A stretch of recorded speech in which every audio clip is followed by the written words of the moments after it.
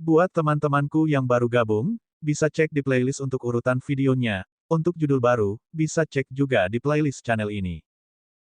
Bab 1044 banding 1044. Kompetisi tahun ini berada di tingkat federal, tetapi Tang Wulin telah memperhatikan bahwa mayoritas pesertanya berasal dari tentara. Mudah untuk melihat alasannya, karena cakupan Stardow Cabin masih belum cukup luas karena kebanyakan orang tidak mampu membayar biaya produksinya yang mahal. Dengan demikian, sangat sulit bagi rata-rata orang untuk mengambil bagian dalam kompetisi. Federasi harus menangani masalah ini di masa depan. Setelah ini diselesaikan, pengembangan Stardow Battle Network akan maju dengan kecepatan yang luar biasa. Orang-orang perlahan-lahan dapat mengumpulkan keterampilan mereka dengan waktu, tetapi popularitas jaringan akan meningkat dalam waktu singkat. Dalam waktu dekat, dikhawatirkan bahwa Federasi Douluo akan jauh melampaui jangkauan Kekaisaran Bintang Luo dan Kekaisaran Douluo. Tidak butuh waktu lama sebelum ada ketukan lembut di pintu. Petugas wanita berjalan ke ruangan sekali lagi. Kontestan terhormat, nomor 33, pertandinganmu akan dimulai. Demi keadilan, babak penyisihan akan dimulai secara bersamaan. Lawanmu adalah nomor 142. 142. Tang Wulin segera mengingat kesannya tentang kontestan ini dan menghela nafas lega. Lawannya bukanlah Ye Xinglan atau Yuanen Yehui, jadi dia tidak akan menghadapi teman-temannya. Dia berdiri. Ayo pergi, kata Tang Wulin kepada petugas.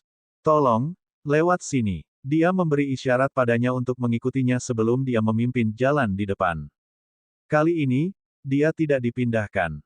Sebagai gantinya, dia mengikuti pelayan ketika mereka melewati lorong panjang dan tiba di arena kompetisi.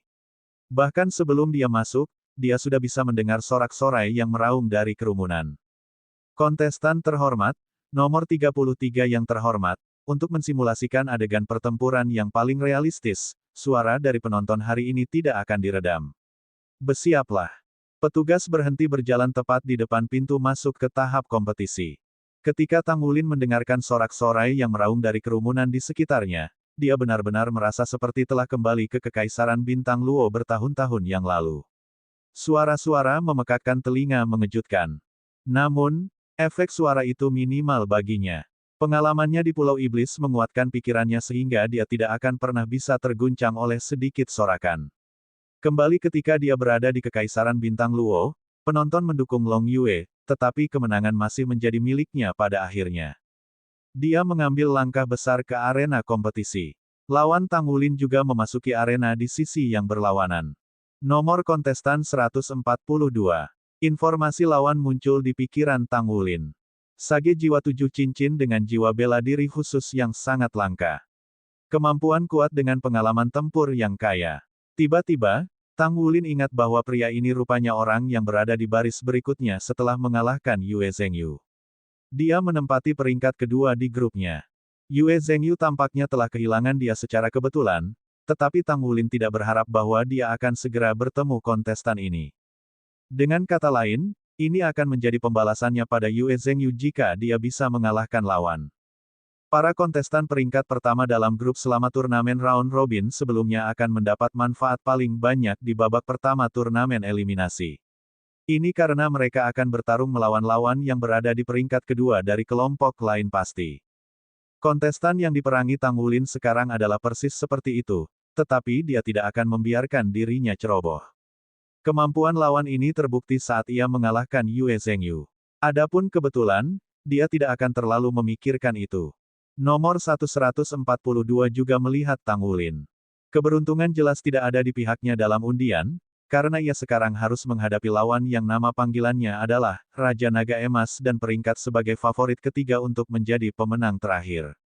Namun, dia tidak akan hanya menerima kekalahannya saat berhadapan dengan lawan seperti itu. Sebuah bayangan turun dari langit. Yang mengejutkan, itu adalah seorang lelaki tua. Mungkinkah ada wasit di tahap akhir kompetisi? Ini belum pernah diumumkan sebelumnya. Seperti yang diharapkan, orang tua itu berbicara dengan suara yang dalam, untuk memastikan bahwa tahap akhir dari kompetisi itu adil, saya bertindak sebagai wasit pertandingan ini daripada mengandalkan penilaian sistem. Kedua belah pihak, harap siap untuk kontes. Anda akan memulai serangan Anda ketika saya mengumumkan awal putaran. Aturan tidak membatasi Anda dan tujuannya adalah untuk mengalahkan lawan. Petik 2. Orang tua itu tidak memperkenalkan dirinya tetapi baik Tang Wulin dan nomor 100-an dan 42 bisa merasakan kekuatan mengerikan yang memancar dari tubuhnya, yang berarti basis kultivasi orang tua itu tidak diragukan lagi jauh di atas milik mereka. Siap. Pria tua itu mengangkat tangan kanannya tinggi-tinggi ke udara. Tang Wulin menyipitkan matanya saat dia menatap lawan. Nomor 142. Jiwa bela diri, Spectre. Keterampilan jiwa, tidak dikenal dengan pertahanan yang sangat kuat terhadap serangan fisik dan energi. Kelemahan, sedikit lemah terhadap serangan energi jenis cahaya dan suci. Dengan kata lain, lawan masih berhasil mengalahkan Yue Zhengyu pada akhirnya, meskipun sifatnya rentan selama pertempuran. Bahkan jika keberuntungan berperan dalam situasi itu sudah cukup untuk membuktikan kemampuan pria ini. Sementara itu, penonton mendengar suara komentator. Nomor kontestan 33, Raja Naga Emas versus nomor kontestan 142, Raja Hantu. Pertempuran ini adalah sesuatu yang tidak pernah kuduga sebelumnya. Menilai dari kemungkinan, Raja Naga Emas seharusnya memiliki jelas berada di atas angin karena peluang Spectre King kurang dari setengahnya. Namun, semua orang harus memperhatikan hal ini. Kekuatan Golden Dragon King sangat kuat dan itu adalah senjata rahasianya ketika mengalahkan lawan-lawannya di pertandingan sebelumnya dalam waktu singkat. Di sisi lain, nomor 100 dan 42 tidak takut pada lawan tipe kekuatan. Dia hampir sepenuhnya kebal terhadap serangan fisik. Dengan demikian, Raja Naga Emas mungkin berada pada posisi yang kurang menguntungkan dengan menilai atribut mereka. Spectre King mampu menimbulkan keajaiban dalam pertempuran ini. Saya percaya bahwa dia memang punya peluang. Petik 2. Saya ingin tahu apakah semua orang mendukung Spectre King yang relatif lebih lemah, atau Golden Dragon King kami yang keren dan dominan. Harap beri suara untuk menunjukkan dukungan Anda melalui berbagai metode kami. Setiap suara hanya membutuhkan satu koin federasi. Dua gambar yang terbentuk dari dua pilar cahaya muncul bersamaan di layar dan juga area di atas panggung kompetisi. Pilar kuning berlabel nomor 33 sedangkan pilar biru diberi label 144. Pilar cahaya kedua belah pihak naik bersama. Tang Wulin dan nomor 142 bisa mendengar suara komentator. Mereka bisa merasakan setiap gangguan yang mungkin terjadi selama putaran final. Keduanya mengangkat kepala serentak dan memandang ke arah pilar cahaya di langit. Tang Wulin mengutuk dalam hati pada bagaimana federasi terlalu pandai mengeksploitasi acara ini. Tampaknya seakan satu suara hanya akan menghabiskan satu koin federasi, tetapi tidak ada batasan berapa banyak suara yang bisa dilemparkan satu orang. Sangat mungkin bahwa orang kaya akan menghabiskan sebanyak yang dia inginkan. Selain itu, federasi memiliki populasi yang besar dan ada banyak orang yang menonton kompetisi. Orang hanya bisa bertanya-tanya berapa banyak uang yang dihasilkan federasi dari ini. Kedua pilar cahaya naik dengan cepat dan pada awalnya cocok, tetapi segera, pilar kuning Tang Wulin naik langsung ke udara, dengan cepat melampaui nomor 142 Spectre Kings. Selain itu, pilar ringan Tang Wulin dua kali lipat dengan sangat cepat.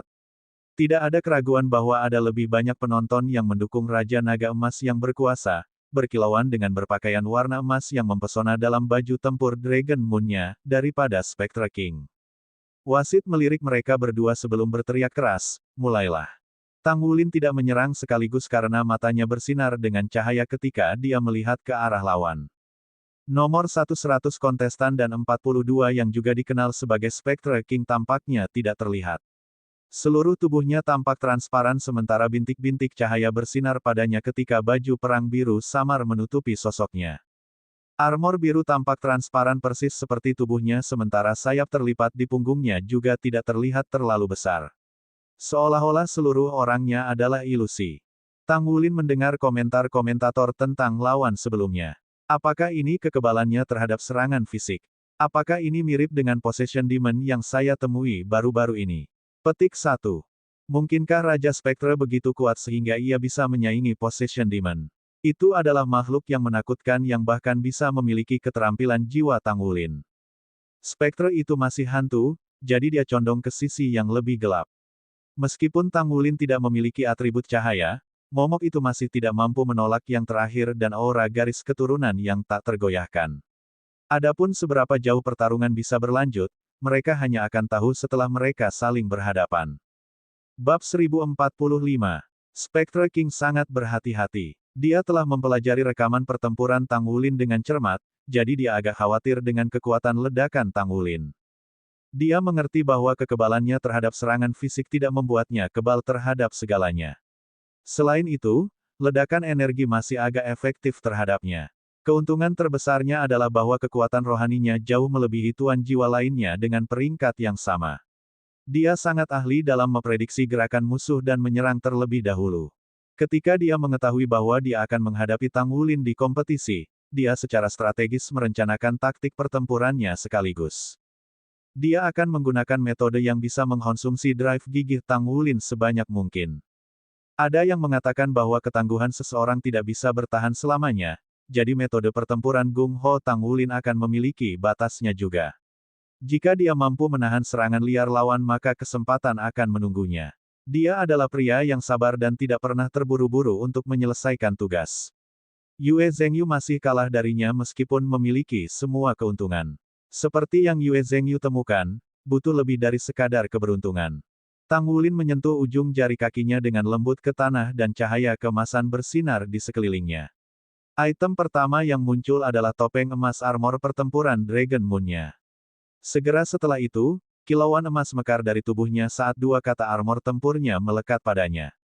Bagaimana dia bisa ceroboh ketika lawannya melepaskan baju tempurnya begitu dia memasuki arena?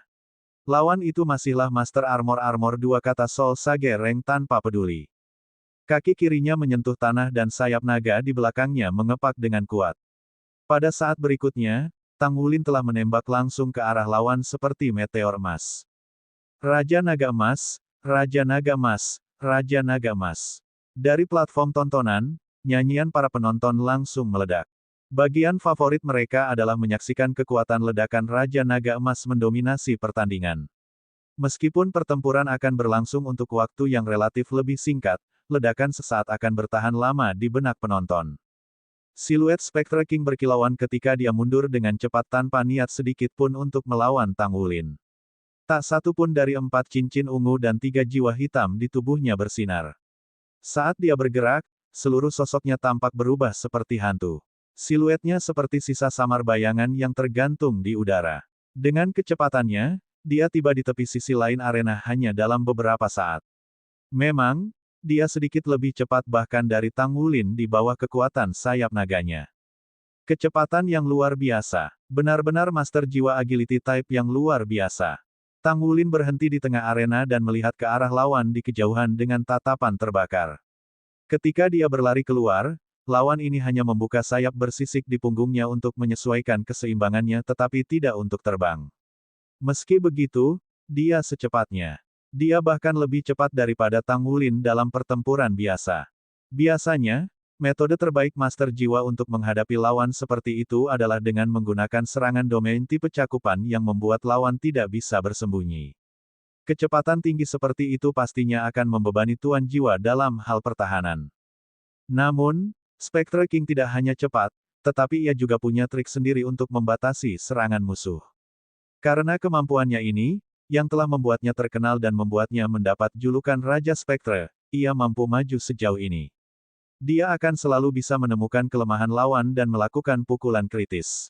Dengan lambaian tangan kanannya, Tang Wulin memanggil tombak naga emas ke telapak tangannya keluar dari udara tipis. Tombak naga emas, lebih dari 4,5 meter panjangnya, muncul di tangannya sementara baju besi pertempuran emas menambah tinggi badannya hingga melebihi 3 meter, membuatnya tampak lebih megah. Dilihat dari penampilannya, tidak ada kontestan lain dalam kompetisi tahun ini yang bisa dibandingkan dengannya. Tang Wulin perlahan mengangkat tombak naga emas di tangannya. Jadi kita bertarung dengan kecepatan mentah sekarang. Maka saya akan melihat apakah Anda benar-benar mampu memblokir serangan saya. Petik 1. Sekilas Tang Wulin memahami taktik pertempuran lawannya. Kau mencoba melelahkanku sebelum menghabisiku. Kami akan mencari tahu apakah Anda benar-benar memiliki kemampuan untuk melelahkan saya. Setelah dia baru-baru ini mendapatkan kendali atas kekuatannya yang berevolusi, dia belum sepenuhnya melepaskan. Itu adalah waktu yang tepat untuk mencobanya dan melihat apakah dia benar-benar dapat melakukan kontrol yang tepat atas kekuatannya. Dia mengarahkan tombak naga emas ke Spectre King di kejauhan. Kedua belah pihak berjarak sedikit lebih dari 500 meter. Jaraknya relatif aman meskipun basis budidaya mereka. Seorang master jiwa tipe agility akan mendapat manfaat dari kejauhan karena dia akan memiliki waktu yang cukup untuk merespon. Namun, tepat ketika tombak naga emas Tang Wulin menunjuk ke Spectre King di kejauhan, nomor 142 kontestan tiba-tiba merasakan hawa dingin sedingin es keluar dari hatinya dan menggapai tulang-tulangnya. Mungkinkah dia masih bisa menyerangku bahkan dari jarak yang begitu jauh? Sementara dia masih merasa bingung, Tang Wulin tiba-tiba maju. Dia mengambil langkah besar ke depan dengan kaki kirinya dan terinjak-injak keras ke tanah. Sebuah lubang besar tiba-tiba muncul di tengah arena. Tanah di sekitarnya hancur berkeping-keping. Sementara itu, dia meloncat dari menginjak-injak, dengan cepat mempercepat saat dia berlari ke depan. Spectre King bereaksi segera setelah Tang Wulin bergerak. Spectre King juga bertambah cepat, ketika cincin jiwa ketiga di tubuhnya berkilau dengan cahaya. Dia bergerak maju seperti hantu ilusi. Keterampilan jiwa ketiganya seharusnya digunakan untuk akselerasi, tetapi setelah bertahun-tahun berkultivasi, dia bahkan bisa mengendalikan kecepatan setinggi itu dengan sempurna. Itu sangat berguna untuk menghindari serangan. Namun, tiba-tiba dia mendengar raungan mengamuk yang cukup keras untuk mengguncang langit. Mengaum, raungan naga gagah berani bergema di seluruh arena saat kepala naga emas besar muncul di tubuh Tang Wulin. Deru marah kepala naga emas dengan diameter lebih dari 5 meter tampaknya membuat seluruh panggung bergejolak dengan lurik emas. Spectre King tidak terpengaruh oleh sebagian besar serangan fisik, tetapi dia tidak kebal terhadap gelombang suara. Dia tertegun dan kecepatannya segera berkurang satu ketukan. Namun demikian, Spectre King benar-benar mengesankan. Segera setelah dia menyadari bahwa dia dalam masalah, dia bereaksi terhadap situasi dalam sepersekian detik. Cincin jiwa ketujuhnya tiba-tiba mulai bersinar. Seluruh tubuhnya berubah dari ilusi dan transparan menjadi bola gas. Itu adalah avatarnya, Spectre. Ini adalah dukungan terbesar untuk Soul Sage 7 cincin. Kekuatan avatar jiwanya tidak diragukan lagi ditingkatkan ke level terkuat di bawah amplifikasi armor pertempurannya. Meski begitu, kecepatannya menurun. Tang Wulin mengepakkan sayap di belakang punggungnya dengan keras dan telah tiba di hadapan musuhnya tepat saat lawan melepaskan keterampilan jiwanya yang ketujuh. Tombak naga emas menusuk Raja Spectre dengan kecepatan kilat. Cahaya tombak berdenyut dan sinar putih emas bersinar begitu terang pada hantu biru pudar sehingga tampak memiliki warna yang sama. Raja hantu segera memilih untuk memutar tubuhnya sedikit ke samping dan menghadapi cahaya tombak, lalu segera menerkam ke arah Tang Wulin. Tang Wulin dilanda dingin-dingin. Spectre King sangat cepat sehingga tubuh ilusinya hampir menembus Tang Wulin ketika keduanya saling berhubungan. Sementara itu, hawa dingin yang berasal dari lubuk hati Tang Wulin membuatnya merasa seolah-olah seluruh tubuhnya mati rasa. Apakah kamu mencoba untuk melewati tubuhku? Tang Wulin mencibir. Inti naga dalam tubuhnya yang berkontraksi seperti jantung kemudian meledak dengan hebat. Fluktuasi esensi darah yang kuat dan kuat menyebabkan cahaya merah keemasan muncul di sekitar tubuhnya. Spectre King berteriak kesakitan saat bayangannya berubah lebih transparan sekaligus. Sama seperti yang telah diramalkan oleh Tang Wulin, aura yang tertinggi dari Golden Dragon King dan aura garis keturunannya yang tangguh secara alami menekan bagi hantu. Tidak perlu baginya untuk berbalik ketika dia sudah memutar tangannya dan memukul dengan ujung-ujung Golden Dragon Spear. Tombak itu mengarah langsung ke Spectre King yang baru saja keluar dari tubuh Tang Wulin beberapa saat yang lalu tetapi belum benar-benar melumpuhkannya. Saat Spectre King menjerit kesakitan, dia mengayunkan tubuhnya sementara cincin jiwa keempat di tubuhnya bersinar.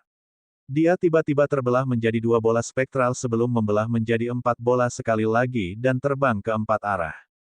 Dia mengandalkan skill jiwa ini ketika dia bertarung melawan Yue Zhengyu. Yue Zhengyu menghabiskan banyak energi suci, dan Spectre King mengambil kesempatan untuk mengklaim kemenangan untuk dirinya sendiri pada akhirnya. Ketika dia tiba-tiba merasakan bahwa aura garis keturunan Tang Wulin yang gigih mampu menekannya, pilihan pertamanya adalah melarikan diri sehingga dia bisa menjaga jarak di antara mereka dan memeriksa musuh lagi. Namun, apakah Tang Wulin pernah memberinya kesempatan seperti itu? Tang Wulin mengangkat kaki kanannya dan menginjak tanah dengan ganas. Ada getaran keras meledak di lantai dalam jarak 30 meter. 8 naga emas melonjak dari tanah dan membungkus ruang di sekitarnya seperti kandang kurungan. Itu bahkan lebih menakutkan ketika tombak naga emas di tangan Tang Wulin tiba-tiba meledak dan melepaskan ribuan tombak cahaya emas putih yang mengelilingi Raja Hantu. Dari naga emas mengaum hingga naga emas mengejutkan bumi, Tang Wulin telah melesat maju, mempercepat dan mendorong tombak keluar. Aura garis keturunan emas merah meledak dari tubuhnya, dan dia meluncurkan naga emas mengejutkan bumi. 8 naga emas melonjak ke langit sebelum ribuan tombak cahaya terbang keluar. Para penonton dengan gembira menyaksikan seluruh proses yang terjadi hanya dalam beberapa saat singkat. Sebagian besar penonton, terutama yang bukan penguasa jiwa, memiliki satu pikiran yang sama di benak mereka dan ini adalah pertempuran. Ini adalah pertempuran antara penguasa jiwa yang sangat kuat. Spectre King melolong ketika cahaya biru dari tubuhnya tiba-tiba bersinar lebih terang. 4 bola cahaya gagal membubarkan diri dan melarikan diri sehingga bola bertabrakan kembali ke tengah sekali lagi dan menyatu menjadi satu. Kemudian, bola tiba-tiba mengembun dan berubah menjadi jarum biru tajam. Itu tidak berusaha untuk menembus pengepungan yang ketat, tetapi sebaliknya, itu naik sebelum terbang lurus ke Tang Wulin. Dia menyerang bagian vital musuh dalam upaya untuk menarik api mereka. Novel ringan. Baca light novel bahasa Indonesia. The Legend of the Dragon King Chapter 1046 Bahasa Indonesia. By Nita tanggal 3 November tahun 2019 Lea VA Komen. Previews. Semua chapter. Next. A plus Allied Mode, of perbaikan kata. Bab 1046. Naga emas yang terbentuk dari Golden Dragon Socks the Earth mengelilingi daerah itu sementara sejumlah besar tombak cahaya berada di belakang punggungnya. Bahkan jika dia bisa lari keluar dari sana, dia akan terluka parah. Dia hanya akan mendapat kesempatan dengan melawan. Namun, bagaimana mungkin Tang Wulin memberinya kesempatan seperti itu? Tepat ketika jarum biru tajam terbang dengan kecepatan penuh dari pancaran tombak dan mengandalkan kekuatan spiritualnya yang tangguh untuk menghindar dan membuat penilaian, 2 aliran cahaya seperti listrik ungu tiba-tiba keluar dari mata Tang Wulin dan menyinari jarum. Itu adalah mata setan ungu. Itu adalah serangan spiritual. Alih-alih terkejut, Spectre King sangat gembira. Sinar ungu melebar di atas jarum biru. Apakah itu tabrakan rohani? Ini seharusnya menjadi kartu asnya di lubang. Namun, saat kedua kekuatan spiritual mereka benar-benar bertabrakan, dia terkejut menemukan bahwa dunia spiritual Tang Wulin sedalam jurang. Pada saat berikutnya, dia merasakan kehangatan yang menenangkan di seluruh tubuhnya yang sangat menyenangkan. Rohnya sendiri benar-benar terbungkus dalam lautan spiritual lawannya. Bagaimana mungkin? Saya sudah memasuki dunia spirit abis. Itu bukan tugas yang mudah mencapai spirit abis dengan basis budidaya 7 cincin. Saya pikir Raja Naga Emas ini dikenal karena kekuatan dan daya ledaknya. Mengapa? Tidak ada yang tahu persis mengapa. Pada saat berikutnya, ribuan tombak cahaya mekar sementara jarum biru yang berjuang pecah dan keras pecah berkeping-keping. Siluet Spectre King muncul di udara sekali lagi dan dia telah kembali ke penampilan biasanya. Naga emas mengejutkan bumi dan 8 naga emasnya berhasil menyusul ke tubuhnya dengan kecepatan kilat dan meledak berulang-ulang pada avatar jiwanya yang ilusi. 8 suara ledakan terdengar ketika ledakan mengerikan mekar di udara. Tang Wulin mau tak mau berpikir bahwa ketahanan Spectre King benar-benar sangat kuat, melihat bahwa tubuhnya hanya menyusut sedikit setelah setiap tabrakan. Dia berhasil menanggung sebagian besar serangan Tang Wulin karena perlindungan baju tempurnya. Sayang sekali bahwa usahanya tidak mampu menyelamatkannya pada akhirnya. Pemenang dan pecundang dari pertempuran ini sudah diputuskan ketika tombak naga emas berubah menjadi petir dingin ketika terbang keluar dari tangan Tang Wulin dan terbang ke Spectre King dengan kekuatan esensi darah yang luar biasa padat. Raja Hantu berusaha meraih tombak naga emas dengan tangannya. Namun, tombak itu sudah berubah menjadi merah keemasan sepenuhnya ketika itu terbang ke arahnya. Cahaya tombak emas merah mencapai tubuhnya ketika avatar Spectre miliknya, yang sudah rusak parah akibat ledakan berulang, mulai menguap dengan tiba-tiba. Pada akhirnya, cahaya tombak menembus tubuhnya, meninggalkan lubang besar. Tombak naga emas dipanggil kembali ke sisi Tang Wulin ketika hendak meledak ke ujung arena. Kamu, gumam Spectre King. Pada saat berikutnya, tubuhnya tiba-tiba hancur dan berubah menjadi bintik-bintik cahaya sebelum menghilang dari panggung. Kemenangan ke nomor 33. Suara wasit bergema di seluruh panggung. Tombak naga emas kembali ke sisi Tang Wulin, dan ia menyandarkannya ke tanah secara diagonal dengan ujung-ujung tombaknya menunjuk ke langit. Seluruh arena kompetisi berubah total dalam sekejap.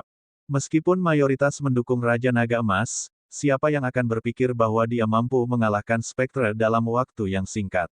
Siapa bilang Spectre King lebih unggul? Siapa bilang Spectre King kebal terhadap sebagian besar serangannya? Apakah hasilnya? Hasilnya adalah bahwa dari awal hingga akhir, para penonton belum melihat banyak kekebalan Spectre King. Dari awal hingga akhir, Tang Wulin menekan Spectre King hingga kematiannya. Setelah serangkaian serangan ledakan, kemudian Spectre King berlutut dan dikalahkan. Komentator berharap dia bisa menemukan celah di dinding dan membukanya. Bagian mana dari ini yang tampak seperti Tang Wulin ditekan? Sebaliknya, bagaimana Spectre King, yang dianggap berkembang dalam kompetisi kelompok, menjadi sangat rapuh di hadapan Raja Naga Emas. Ini hanyalah keberhasilan yang belum pernah terjadi sebelumnya di mana Spectre King tidak memiliki kesempatan tunggal kapan pun dalam pertandingan. Iya, Spectre King memang ditekan. Itu adalah aura garis keturunan gigih dari Raja Naga Emas Tang Wulin yang menghambat kemampuannya untuk sepenuhnya menggunakan kekuatannya. Efek penindasan bahkan lebih kuat daripada yang berasal dari atribut cahaya. Jiwa bela diri Spectre tidak memiliki tipe atribut apapun, jadi meskipun itu lemah terhadap atribut cahaya dan suci, itu tidak sepenuhnya mampu melawan mereka. Mereka adalah atribut yin tetapi bukan kegelapan. Di sisi lain, yang utama Tang Wulin dan aura gigih tertinggi tepat untuk menekan yin dan hawa Raja Spectre. Hasilnya jelas. Tang Wulin bukan hanya master jiwa tipe penyerangan, tapi dia juga master jiwa tipe kontrol. Raja Hantu mungkin memiliki keunggulan dengan kecepatannya, tapi seberapa besar kecepatannya yang bisa dia gunakan melawan keterampilan jiwa kendali Tang Wulin. Namun demikian, Tang Wulin masih memiliki kemampuan untuk bergerak dengan kecepatan eksplosif sendiri. Pada kenyataannya, Tang Wulin bahkan tidak menggunakan keterampilan fusi jiwa darahnya dalam pertempuran ini sebelum ia menang, jadi itu sedikit lebih mudah daripada putaran terakhir dalam kompetisi grup. Dia telah memenangkan pertandingan di babak 16-16. Ini berarti bahwa Tang Wulin telah berhasil menjadi salah satu dari 8 finalis. Dia dengan lembut melambaikan tombak naga emas di tangannya untuk mengungkapkan rasa terima kasihnya kepada semua penonton di tempat kejadian, kemudian dia berjalan keluar dari panggung kompetisi di bawah bimbingan pelayan wanita yang membawanya sebelumnya. Sinar keemasan di tubuhnya berangsur-angsur pudar saat dia berjalan. Dia telah menarik kembali armor tempur Dragon Moon-nya. Petugas telah menatapnya sepanjang waktu. Dia tidak bisa melihat penampilannya yang sebenarnya, tetapi dia melihat sekilas sisi wajahnya pada saat ketika dia menarik kembali baju perangnya. Wow, profil yang sempurna. Tentunya, dia pasti sangat tampan. Petik 1. Jantungnya berdetak semakin cepat dan dia tidak bisa menahan diri untuk tidak memandang Tang Wulin, terpesona. Dia tidak mungkin setua itu dan dia sangat kuat. Akan luar biasa jika saya mendapat pacar seperti itu. Petik 2. Tang Wulin keluar dari panggung kompetisi dan kembali ke area istirahat sekali lagi. Dia diam-diam mengingat peristiwa pertandingan. Kekuatan ledakannya telah ditingkatkan lagi sehingga dia bisa mengendalikan dirinya lebih tepat. Sejak cincin jiwa garis keturunan Golden Dragon King-nya telah mencapai angka 5, kekuatan Dragon Core-nya meningkat lebih dari 2 kali lipat. Kapasitas bertarungnya melampaui elit di antara sage jiwa bahkan tanpa menggunakan jiwa bela diri Blue Silver Kaisar. Dia berpikir bahwa dia seharusnya bisa bertarung melawan Master Armor Tempur 2 kata Soldo Uluo yang berperingkat tanpa banyak masalah. Dia masih harus terus berupaya lebih banyak dalam budidaya. Tujuan sejatinya adalah mengalahkan Blood Nine. Ya, Blood Nine, Master Armor Tempur 3 kata dan titel Douluo. Itulah tujuannya. Dia merasa seperti dia akhirnya akan memenuhi syarat untuk mulai menempa logam dasar untuk armor pertempuran 3 kata begitu dia bisa mengalahkan Blood Nine. Tang Wulin merasa percaya diri bahwa ia harus dapat menggunakan armor pertempuran 3 kata sendiri setelah ia memiliki basis budidaya Soul Sage. Energi yang disuplai dari 2 core energinya yang sudah cukup untuk mendukung kebutuhan 3 kata Battle Armor. Saat Tang Wulin mengakhiri pertandingannya, Ye Xinglan terperangkap dalam perjuangan yang sulit. Cahaya pedangnya, sama memesona seperti Bima Sakti, menyapu langit dan menghantam pedang lawan yang sangat panjang itu. Bentrokan menusuk terdengar, dan Ye Xinglan bangkit kembali ketika One with the Sword menghilang dan dia berubah kembali menjadi wujud manusiawinya. Dia terhuyung-huyung untuk beberapa langkah sebelum jatuh kembali. Dia berada di peringkat kedua dalam kompetisi grup, jadi lawannya menempati posisi pertama di grup lain. Lawan Ye Xinglan memiliki angka 9 di atas kepalanya. Itu adalah satu-satunya angka satu digit dalam tahap akhir kompetisi ini. Saber Demon Number 9. Itu nama panggilannya. Dia adalah pria berotot dengan sosok tinggi dan berotot yang sebanding dengan Long Yue sebelumnya. Saat wajahnya disembunyikan oleh sistem, tidak ada cara untuk mengatakan tentang penampilannya tetapi sosoknya sangat besar dan tinggi. Seluruh tubuhnya mengeluarkan aura liar dan sulit dikendalikan sementara pedang panjang di tangannya adalah jiwa bela dirinya. Panjang pedang panjangnya lebih dari 4 meter dan pengumuman resmi mengatakan bahwa itu dinamai, naga pembantai saber. Dragon Slaying Sabre berwarna merah gelap dengan goresan aneh terukir di pedangnya. Ukirannya tampak seperti naga asli. 4 cincin jiwa ungu dan 4 jiwa hitam berkilauan di atas pedang yang menandakan bahwa dia adalah Sol Douluo dengan 8 cincin. Set perlengkapan perangnya juga berwarna merah gelap dan terlihat sangat mirip dengan Dragon Slaying Sabre miliknya. Sepertinya dia bisa menghancurkan udara dengan meraung marah di langit. Ye Xinglan belum pernah bertemu lawan dengan cara yang mengesankan sebelumnya. Kehadirannya terasa sangat kuat, bisa memecah sungai dan gunung. Dia dibuat benar-benar tidak dapat memamerkan One with the Sword. Yang mengejutkannya, kesadaran pedangnya sangat terganggu ketika menghadapi lawan dengan aura yang begitu kuat. Bab 1047. Yue Zhengyu dan Su Xiaoyan menonton kompetisi juga. Ekspresi di wajah mereka sekarang mengungkapkan bahwa mereka merasa sedikit tidak berdaya. Oh tidak, mengapa Xinglan harus bertemu dengannya di babak pertama? Agak disayangkan, kata Su Xiaoyan sambil menghela nafas. Yue Zhengyu berbicara, itu belum tentu hal yang buruk. Kami tidak pernah kekurangan keinginan kami untuk terlibat dalam pertempuran. Sebaliknya, lawan yang kuat kekurangan pasokan. Bahkan jika Xinglan kalah dalam putaran ini, itu akan membantu untuk perkembangannya. Old Sabre jelas bukan seseorang yang bisa kita hadapi. Orang itu seharusnya menjadi Master Armor pertempuran 3 kata. Karena hubungannya yang buruk dengan orang-orang dan status miskin, dia tetap menjadi Master Armor pertempuran 2 kata. Tanpa diduga, ia menjadi sukses besar dalam kompetisi ini karena kebetulan. Petik 2.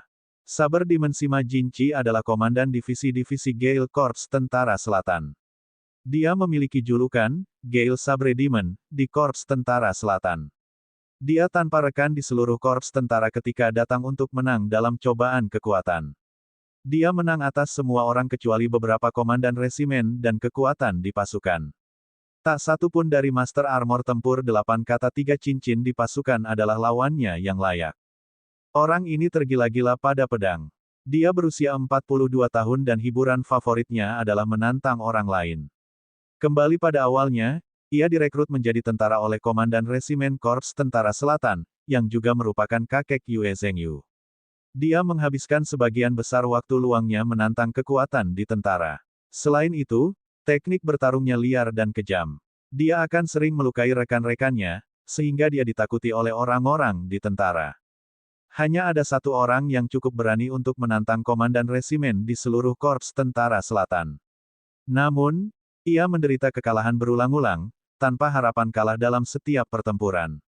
Sima Jinchi benar-benar mengagumi kakek Yue Zhengyu.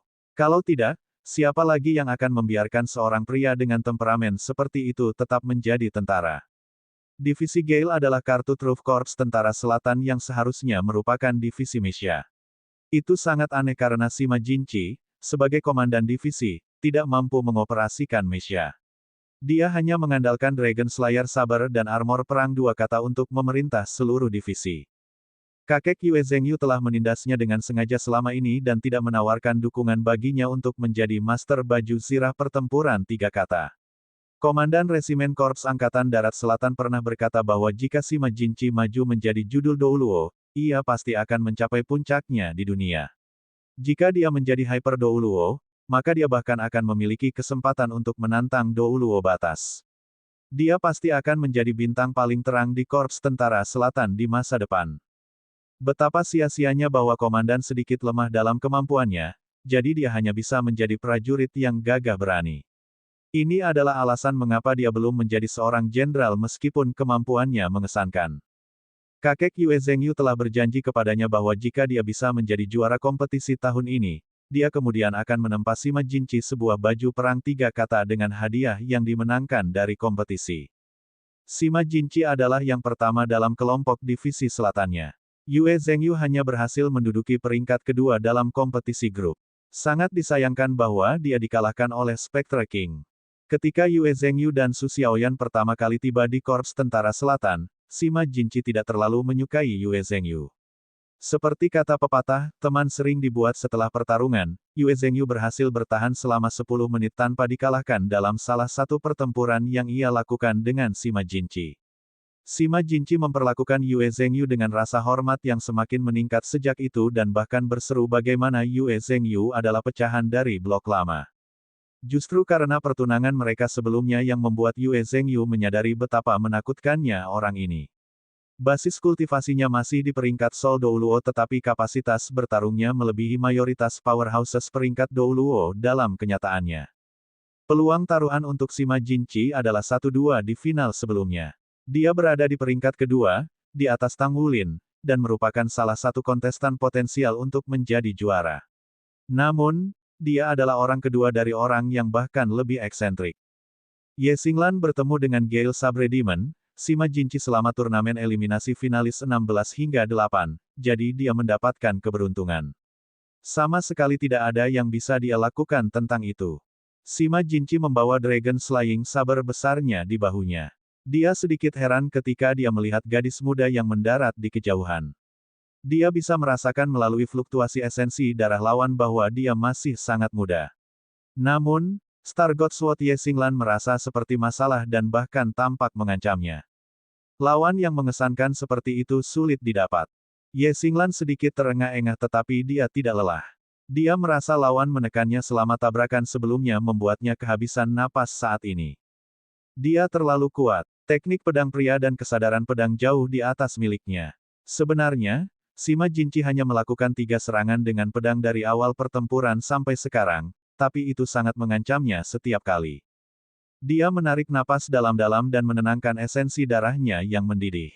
Tatapan Ye Xinglan berubah bahkan lebih bertekad sekarang. Dia menyipitkan matanya sedikit ketika bintik-bintik cahaya bintang di sekitarnya menjadi terang. Armor pertarungannya berkilauan juga seolah-olah cahaya bintang yang tak terhitung jumlahnya berdesir menjauh dari tubuhnya dan mekar dengan cahaya yang paling menyilaukan. Cincin jiwa ke-6 di tubuh Ye Xinglan bersinar. Kemudian, dia menutup matanya dan memegang pedang Star God-nya dengan erat di tangannya. Sima Jinchi mengangkat alisnya. Dia heran bahwa aura yang keluar dari gadis itu berbeda sekarang. Dia tidak memiliki kata-kata untuk menggambarkan perasaannya, tetapi rasanya seperti kesadaran pedang selama terobosan pertamanya di awal. Seolah-olah seluruh orang telah menyublim. Namun, bukan dia yang menyublim tetapi lawannya.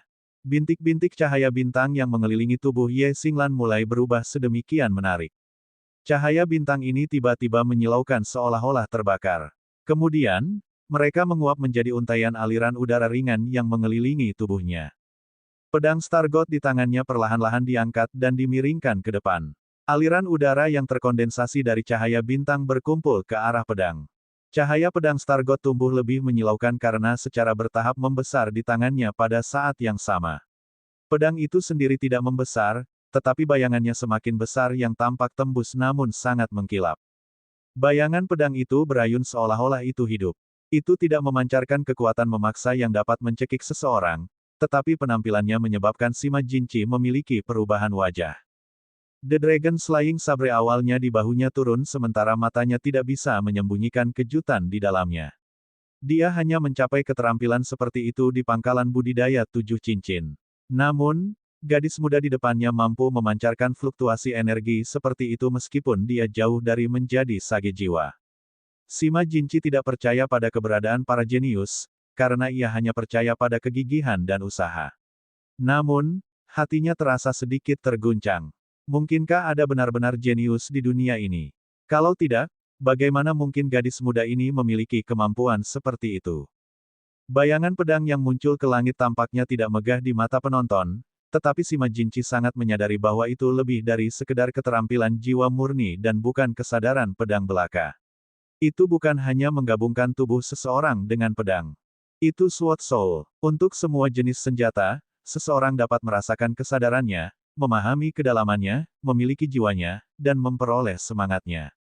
Sebagai pilihan generasi pembangkit tenaga listrik yang telah memalsukan sabre soul-nya sendiri, dia menyaksikan, yang mengejutkannya, lawan yang memiliki Sword Soul. Perasaan awal dan santai di hatinya telah hilang, dan sebagai gantinya adalah kehikmatan. Lawan seperti itu layak dihargai seumur hidup. Dia bisa mengingat dengan jelas bagaimana basis budidayanya maju dengan pesat setelah usahanya yang berhasil dalam menempa sabre soul yang akhirnya membuatnya menjadi orang terkuat Korps Tentara Selatan di bawah pangkat Hyper Douluo. Gadis di depannya jauh lebih muda. Dia percaya bahwa tidak lama lagi dia akan menjadi pembangkit tenaga listrik yang tiada taranya yang baru saja memiliki Sword Soul-nya sendiri. Sangat baik. Keinginan kuat untuk bertarung muncul di hati Sima Jinchi segera setelah itu. Dragon Slaying Sabre di tangan kanannya dipegang secara horizontal oleh jantungnya saat cincin jiwa ketujuh di tubuhnya berkilauan dengan cahaya. Apakah itu Sword Soul atau Saber Soul, itu perlu melekatkan dirinya pada keterampilan jiwa untuk mengambil bentuk.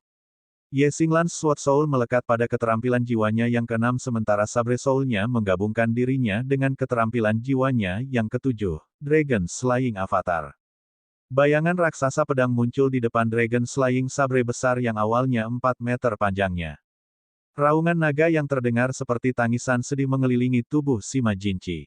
Sepersekian detik itu muncul, para penonton merasa seolah-olah mereka menyaksikan pedang memotong naga raksasa menjadi dua. Bayangan pedang diperpanjang 30 meter dari Dragon Slaying Sabre. Ketika itu muncul, ada celah besar di panggung kompetisi. Seseorang tidak dapat melihat bagian bawah celah, tetapi kekosongan raksasa mirip dengan jurang maut. Bahkan tanah dan udara terkoyak. Orang hanya bisa membayangkan betapa kuatnya Sabre Soul-nya.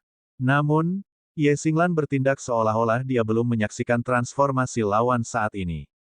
Lapisan cahaya samar muncul di wajahnya. Bintik-bintik cahaya bintang yang mempesona muncul di wajahnya sementara penglihatan cahaya bintang yang tidak biasa muncul di matanya. Pedang Star God di tangannya terangkat di atas kepalanya. Bayangan pedang yang panjangnya lebih dari 10 meter sudah terbentuk di atas pedang Star God. Itu tidak lagi bergoyang, tetapi ketajamannya yang luar biasa tak tertandingi. Pedang, Bintang, Jiwa. Bab 1048. Ye Xinglan meludahkan 3 kata melalui gigi terkatup. Dengan ucapan setiap kata, bayangan pedang di ujung pedang Star God bertambah 1 meter. Ketika dia menurunkan pedangnya dengan kedua tangan, aliran bintang-bintang Bima Sakti tampak mengalir deras. Mereka jelas ratusan meter terpisah satu sama lain, tetapi bayangan pedang raksasa telah mencapai Demon Gale Saber, Sima Jinchi dalam sekejap mata. Ekspresi Sima Jinchi sedikit berubah.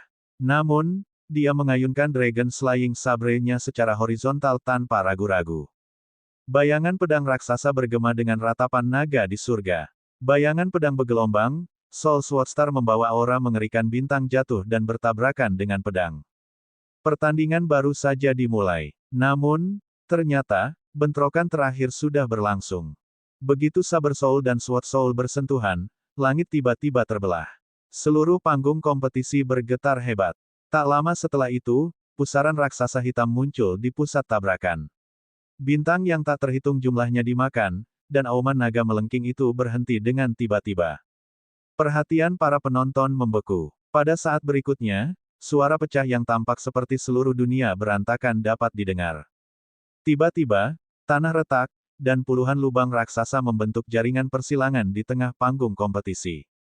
Boom, boom, boom, di tengah serangkaian ledakan, bayangan yang tak terhitung jumlahnya hancur di langit. Aura pedang yang saling terkait dan sinar pedang liar meletus sepenuhnya di panggung kompetisi. Apakah dia sudah maju ke tahap ini? Sword Soul, itu Sword Soul. Su Xiaoyan menatap kosong ke layar yang tersapu oleh cahaya terang. Yue Zhengyu telah mengepalkan tinjunya tanpa menyadarinya. Dia pernah mengatakan kepada Su Xiaoyan alasan dia kalah dari Spectre King adalah karena keberuntungannya yang busuk. Bagaimana mungkin dia tidak berpikir bahwa itu karena lawannya lebih beruntung? Itu mengakibatkan dia tidak bisa melanjutkan ke final. Saat ini, dia tidak memikirkan itu. Jika dia memiliki kekuatan absolut, terlepas dari seberapa beruntungnya lawannya, itu tidak akan membawa perbedaan sama sekali. Saat dia menyaksikan pertandingan antara Ye Xinglan dan Sima Jinqi, hanya ada satu pikiran di kepalanya. Menjadi lebih kuat. Saya harus menjadi lebih kuat. Dia, Yue Zhengyu, adalah keturunan langsung dari klan suci. Dengan demikian, dia tidak bisa ketinggalan dari rekan-rekannya tidak peduli apa. Yue Zhengyu berdiri tiba-tiba dan menarik napas dalam-dalam. Aku akan berkultivasi sekarang. Setelah dia mengatakan ini, dia segera pergi. Su Xiaoyan menatap layar, lalu dia memandang Yue Zhengyu yang sedang melangkah pergi. Dia berdiri juga, tetapi ada senyum di wajahnya. Xinglan, kamu hebat, tapi kami tidak akan kalah darimu. Dia kemudian mengejar Yue Zhengyu yang pergi. Suara ledakan berlanjut selama beberapa detik sebelum mereda sepenuhnya. Di panggung kompetisi, hanya ada sosok yang berdiri. Naga pembunuh naga besar jatuh ke tanah. Di permukaannya, ada sejumlah tanda yang ditinggalkan oleh pedang. Gadis muda di seberangnya sudah menghilang di bawah bentrokan yang hebat dan menakutkan. Pedang yang bagus. Sima Jinqi berteriak. Kemudian, dia membawa Dragon Slaying Sabre dan berjalan pergi dengan langkah besar. Bang! Kabin Stardow dibuka. Ye Xinglan duduk di dalam Stardow Cabin tampak pucat. Saat ini, kulitnya menunjukkan pucat yang tidak sehat. Suster Xinglan, kamu baik-baik saja. Suara khawatir Su Lizzie datang dari luar. Lizzie?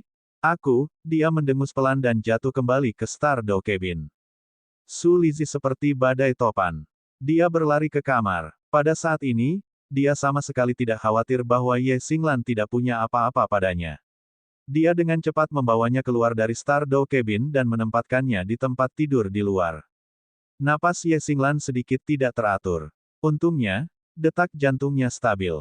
Dia jelas kelelahan. Di dalam Stardow Cabin, tidak ada yang namanya melelahkan kekuatan jiwa seseorang.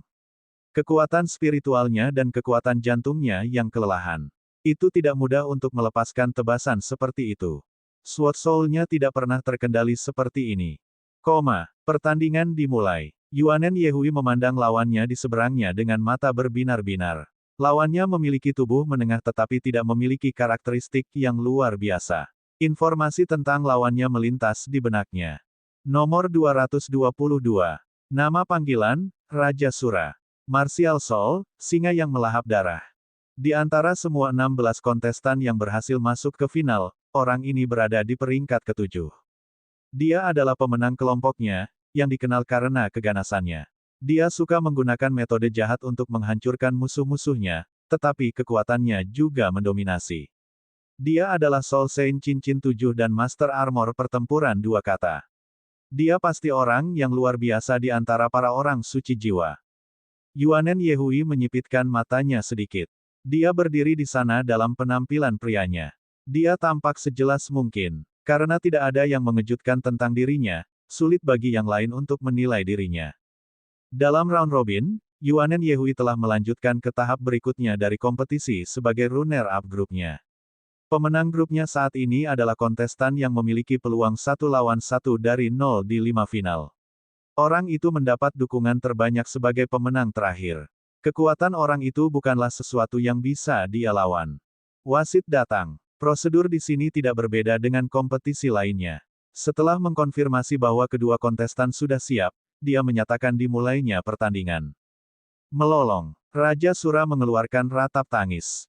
Raungan memekakkan telinga dan marah langsung memicu semangat para penonton. Untuk sesaat, hiruk-pikuk penonton terdengar seperti angin rejan dan laut yang menderu. Membandingkan penampilan eksternal mereka, Yuanen Yehui bahkan sedikit menyerupai Raja Sura. Namun, setelah pertandingan dimulai, keterampilan kedua kontestan yang ditampilkan sangat berbeda. Dengan lolongan marah, lapisan darah tiba-tiba meledak dari Raja Sura. Tidak ada yang akan bergantung pada keberuntungan mereka dalam kompetisi di tingkat seperti itu. Dia telah melepaskan armor perang dua kata saat pertandingan dimulai. Rambut merah darah langsung menutupi seluruh tubuhnya. Perawakannya yang menengah tiba-tiba naik. Dengan tambahan armor perangnya, tingginya lebih dari 4 meter. Aura haus darah dilepaskan dari tubuhnya. Jiwa bela diri singa yang melahap darah haus akan darah. Itu bisa membuat pengguna terus naik seolah-olah pengguna telah memakan salah satu Bloodthirst Bean Buns milik Sulizi, tetapi pengguna masih sadar. Penguasa jiwa yang memiliki singa yang melahap darah sebagai jiwa bela diri mereka biasanya introvert. Satu-satunya kekurangan adalah mereka bisa dengan mudah pergi ke laut selama pertempuran. 3 ungu dan 4 hitam. 7 cincin jiwa bangkit dari bawah kakinya. Para kontestan yang mampu bertarung sampai sekarang memiliki cincin jiwa yang tidak bisa diharapkan oleh penguasa jiwa biasa untuk dilawan. Yuanen Yehui tidak memiliki suara keras seperti lawannya. Dia melangkah maju dengan cepat dan dengan cepat mendekati lawannya. Pada saat yang sama, 6 cincin jiwa bangkit dari tubuhnya. Dia menyipitkan matanya sedikit dan membuatnya fokus pada lawannya. Ketika Raja Sura melihat Yuanen Yehui yang dengan cepat mendekat, kilau darah di matanya menjadi lebih padat. Itu karena Yuanen Yehui bahkan belum melepaskan armor tempurnya sementara dia menyerbu ke arahnya. Kamu hanya runner-up dan kamu berani berlari ke arahku tanpa melepaskan baju perangmu. Aku akan membiarkanmu menderita kekalahan yang melelahkan setelah ini. Mengulitinya sepertinya ide yang bagus. Petik 1. Saat dia menghibur pikiran itu, Raja Sura juga menyerbu Yuanen Yehui dengan langkah besar. Baru sekarang Yuanen Yehui melepaskan jiwa bela dirinya. Lingkaran-lingkaran cahaya mengirimkan gelombang kejut dari tubuhnya. Udara tiba-tiba melonjak hebat. Tingginya bertambah saat dia melepaskan jiwa bela diri Titan Giant Ape-nya. Tingginya melebihi 6 meter dalam sekejap. Armor perang kristal kuningnya menutupi tubuhnya, meskipun tidak ada sayap. Tubuh agungnya menjulang tinggi di atas lawannya. Tubuh pengisian maju Raja Sura berhenti tiba-tiba. Dia merentangkan tangannya di sampingnya. Cakar 3 meter panjang dan tajam membentang dari jari-jarinya. Pisau tajam berwarna darah memancarkan aroma darah samar. Dia meraung marah, dan dia melompat dengan kecepatan kilat. Dia berada di atas kepala Yuanen Yehui dalam sekejap. Cakar-cakarnya ditarik ke dalam saat mereka menebas ke kepala Yuanen Yehui. Kecepatannya sangat cepat, kilatan cahaya berwarna darah. Orang ini adalah master sistem serangan jiwa pertempuran. Dari segi kecepatan, dia juga tidak kalah dengan sistem agility Battle Soul Master. Bab 1049. Yuanen Yehui tidak menghindar. Dia melemparkan tinju kanannya ke arah lawannya di udara. Raja Sura mendengus. Cakar tajamnya sedikit merosot. Sepasang cakar singa darahnya sangat tajam. Mereka membawa banyak momentum dan memiliki kekuatan yang luar biasa. Dia mencakar langsung ke tangan Yuanen Yehui. Gambar-gambar selanjutnya dari pertempuran langsung muncul di benaknya. Dia akan melumpuhkan lengan lawannya dengan cakarnya terlebih dahulu, dan kemudian turun dari langit. Dia akan membuka baju zirah lawannya dengan serangan berturut-turut dan mencakar kaki lawannya, akhirnya mencabik-cabiknya. Namun, saat pikiran ini melintas di benaknya, dia menyadari ada sesuatu yang salah. Ketika Yuanen Yehui melemparkan pukulannya, lingkungan mereka tiba-tiba menjadi sangat sunyi. Udara melolong tiba-tiba menghilang, seolah-olah udara itu sendiri membeku. Tak lama setelah itu, dia dengan jelas melihat cakarnya sendiri mengenai lengan lawannya, tetapi dia tidak merasakan dampak selanjutnya. Sebaliknya, sensasi itu lembut dan empuk, seolah-olah dia mencakar kapas. Tak lama setelah itu, tumpukan kapas yang lembut tiba-tiba mengembangkan ketangguhan yang kuat yang sulit untuk dijelaskan, dan tubuhnya miring ke satu sisi. Dia memiliki keyakinan mutlak pada kekuatan dan ketangkasannya sendiri. Dia juga tahu bahwa Yuanen Yehui dikenal karena kekuatannya. Namun, dia tidak berpikir bahwa dia akan kalah dalam pertandingan antara tinju dan cakar. Yang lebih membingungkannya adalah pukulan yang tampaknya langsung itu bertindak seperti pusaran yang menarik tubuhnya sehingga membuatnya sulit untuk mengendalikan tubuhnya. Dari kepalan Yuanen Yehui, datanglah kekuatan hisap berputar yang aneh. Kekuatan di balik serangan cakarnya telah berkurang setengahnya. Tak lama setelah itu, kekuatan berputar tiba-tiba berbalik ke arah yang berlawanan. Dua vortisitas yang berputar berlawanan arah tiba-tiba menyatu menjadi satu. Sebuah kekuatan yang luar biasa dan tak terhentikan meledak darinya. Raja Sura memiliki pengalaman luas dalam pertempuran.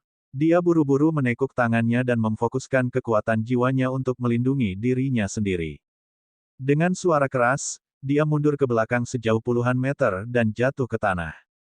Seperti dijelaskan, semua tindakan ini terdengar lambat, tetapi sebenarnya terjadi dalam waktu yang diperlukan untuk menghasilkan percikan api. Para penonton melihat mereka semakin dekat, diikuti oleh tubuh Yuanen Yehui yang membesar, dan kemudian Raja Sura terhuyung-huyung dari satu pukulan yang dilemparkan oleh Yuanen Yehui. Setelah Raja Sura jatuh ke tanah, dia segera melepaskan lolongan marah. Pada saat yang sama, dia melakukan setengah jongkok, dan cincin jiwa ketiga di tubuhnya terlintas. Tak lama kemudian, dia memperpanjang sepasang Blood Lion Claws. Bayangan cakar yang tak terbatas bergulir menuju Yuanen Yehui seperti lautan darah. Mereka memblokir semua rute yang memungkinkan Yuanen untuk melanjutkan. Yuanen Yehui sama sekali tidak bingung. Dia tiba-tiba mengambil langkah besar ke depan dan melemparkan pukulan lain. Tidak seperti pukulan sebelumnya, dia menarik tinjunya dengan kekuatan kali ini. Secara bersamaan, cincin jiwa ketiga di tubuhnya bersinar, Diamond Titan. Tubuhnya diselimuti lingkaran emas gelap. Begitu dia melemparkan pukulannya, udara di seluruh panggung kompetisi tampaknya telah tersedot sepenuhnya. Bayangan cakar yang tak terbatas mulai berputar di depan tinjunya. Seolah-olah pusaran telah terbentuk di tengah lautan darah. Yuanen Yehui menggeser langkahnya dan melemparkan 3 pukulan berturut-turut. 4 vortisitas muncul di lautan darah. Vortisitas langsung bergerak menuju pusat tempat mereka bergabung bersama. Lautan darah hancur, dan kesadaran tinju yang mengerikan mengembun di tengah ledakan. Dengan berani ia menyerang Raja Sura. Keterampilan jiwa apa ini? Raja Sura mengangkat kedua tangannya membela diri. Di tengah suara ledakan, dia dikirim terhuyung dari dampak. Armor tempurnya berkedip ketika dia berhasil memblokir serangan Yuanen Yehui. Jika Yuanen Yehui bisa digambarkan dalam 2 kata, maka kata, sederhana, dan, tanpa hiasan, akan paling tepat. Setiap pukulan dieksekusi sesuai dengan prinsip. Mereka tampaknya tidak memiliki aura agung yang istimewa, tetapi mereka meledak dengan kekuatan yang luar biasa. Yuanen Yehui saat ini benar-benar tenggelam dalam kesadaran kepalanya. Sejak dia yakin dengan jalannya, dia telah menggabungkan semua keterampilan jiwanya ke Cloud Vortex Divine Pang-nya. Sederhananya, keterampilan jiwa yang dia andalkan sebelumnya sekarang menjadi bagian dari Cloud Vortex Divine Pang-nya. Dia terus-menerus menyatukan keterampilan jiwanya ke dalam teknik meninju. Dia telah menyatukan teknik rahasia Tang Sekte, keterampilan jiwa ksatria jiwa kembarnya, pemahamannya tentang teknik meninju dan pengamatan awan yang selalu berubah di atas gunung menjadi satu keterampilan. Inilah bagaimana Cloud Vortex Divine Pang muncul. Selama beberapa bulan terakhir, dia telah berkultivasi tanpa peduli di dunia. Kekuatannya tumbuh dengan cepat. Dia sudah membuat formulir lengkap untuk Cloud Vortex Divine Pang-nya. Tidak diragukan lagi, itu adalah kekuatan tempur paling kuat yang dia miliki. Raja Sura akhirnya berhasil menenangkan diri setelah beberapa kesulitan, tetapi ekspresinya masam. Dia telah menonton video pertempuran Yuanen Yehui sebelumnya. Dari video-video itu, lawannya tampaknya tidak terlalu penting. Rupanya, lawannya mengandalkan jiwa bela diri Titan AP dan memenangkan kemenangan demi kemenangan. Namun, tidak ada yang luar biasa tentangnya. Hari ini, setelah dia bertukar pukulan dengan dia menyadari betapa dia salah arah. Kekuatan lawannya telah jauh melebihi harapannya. Mereka hanya bertabrakan 2 kali, tetapi kekuatan yang ditunjukkan oleh lawannya jelas tidak kalah dengan miliknya. Sikap meremehkannya lenyap sepenuhnya pada saat ini. Raja Sura dengan cepat bangkit. Sepasang sayap darah membentang di belakangnya. Cincin jiwa keduanya bersinar terang dan menutupi tubuhnya dengan cahaya kilat. Dia bergerak cepat dan mencapai sisi Yuanen Yehui. Dia mengayunkan paksa dengan cakar dan bayangan cakar berwarna darah ada di atas Yuanen Yehui. Namun, dia tidak tinggal di sana. Sayap darah di belakangnya mengepak dengan lembut dan dia muncul kembali di sisi lain Yuanen Yehui. Dia mengarahkan cakar lain padanya. Seperti keterampilan jiwa awal Yuanen Yehui, dia juga memilikinya. Dia memberi keterampilan jiwanya nama Petir Sura Claw. Keterampilan jiwa pertamanya, cakar singa darah dan keterampilan jiwa kedua, kepemilikan petir adalah dasar dari keterampilan jiwa awalnya.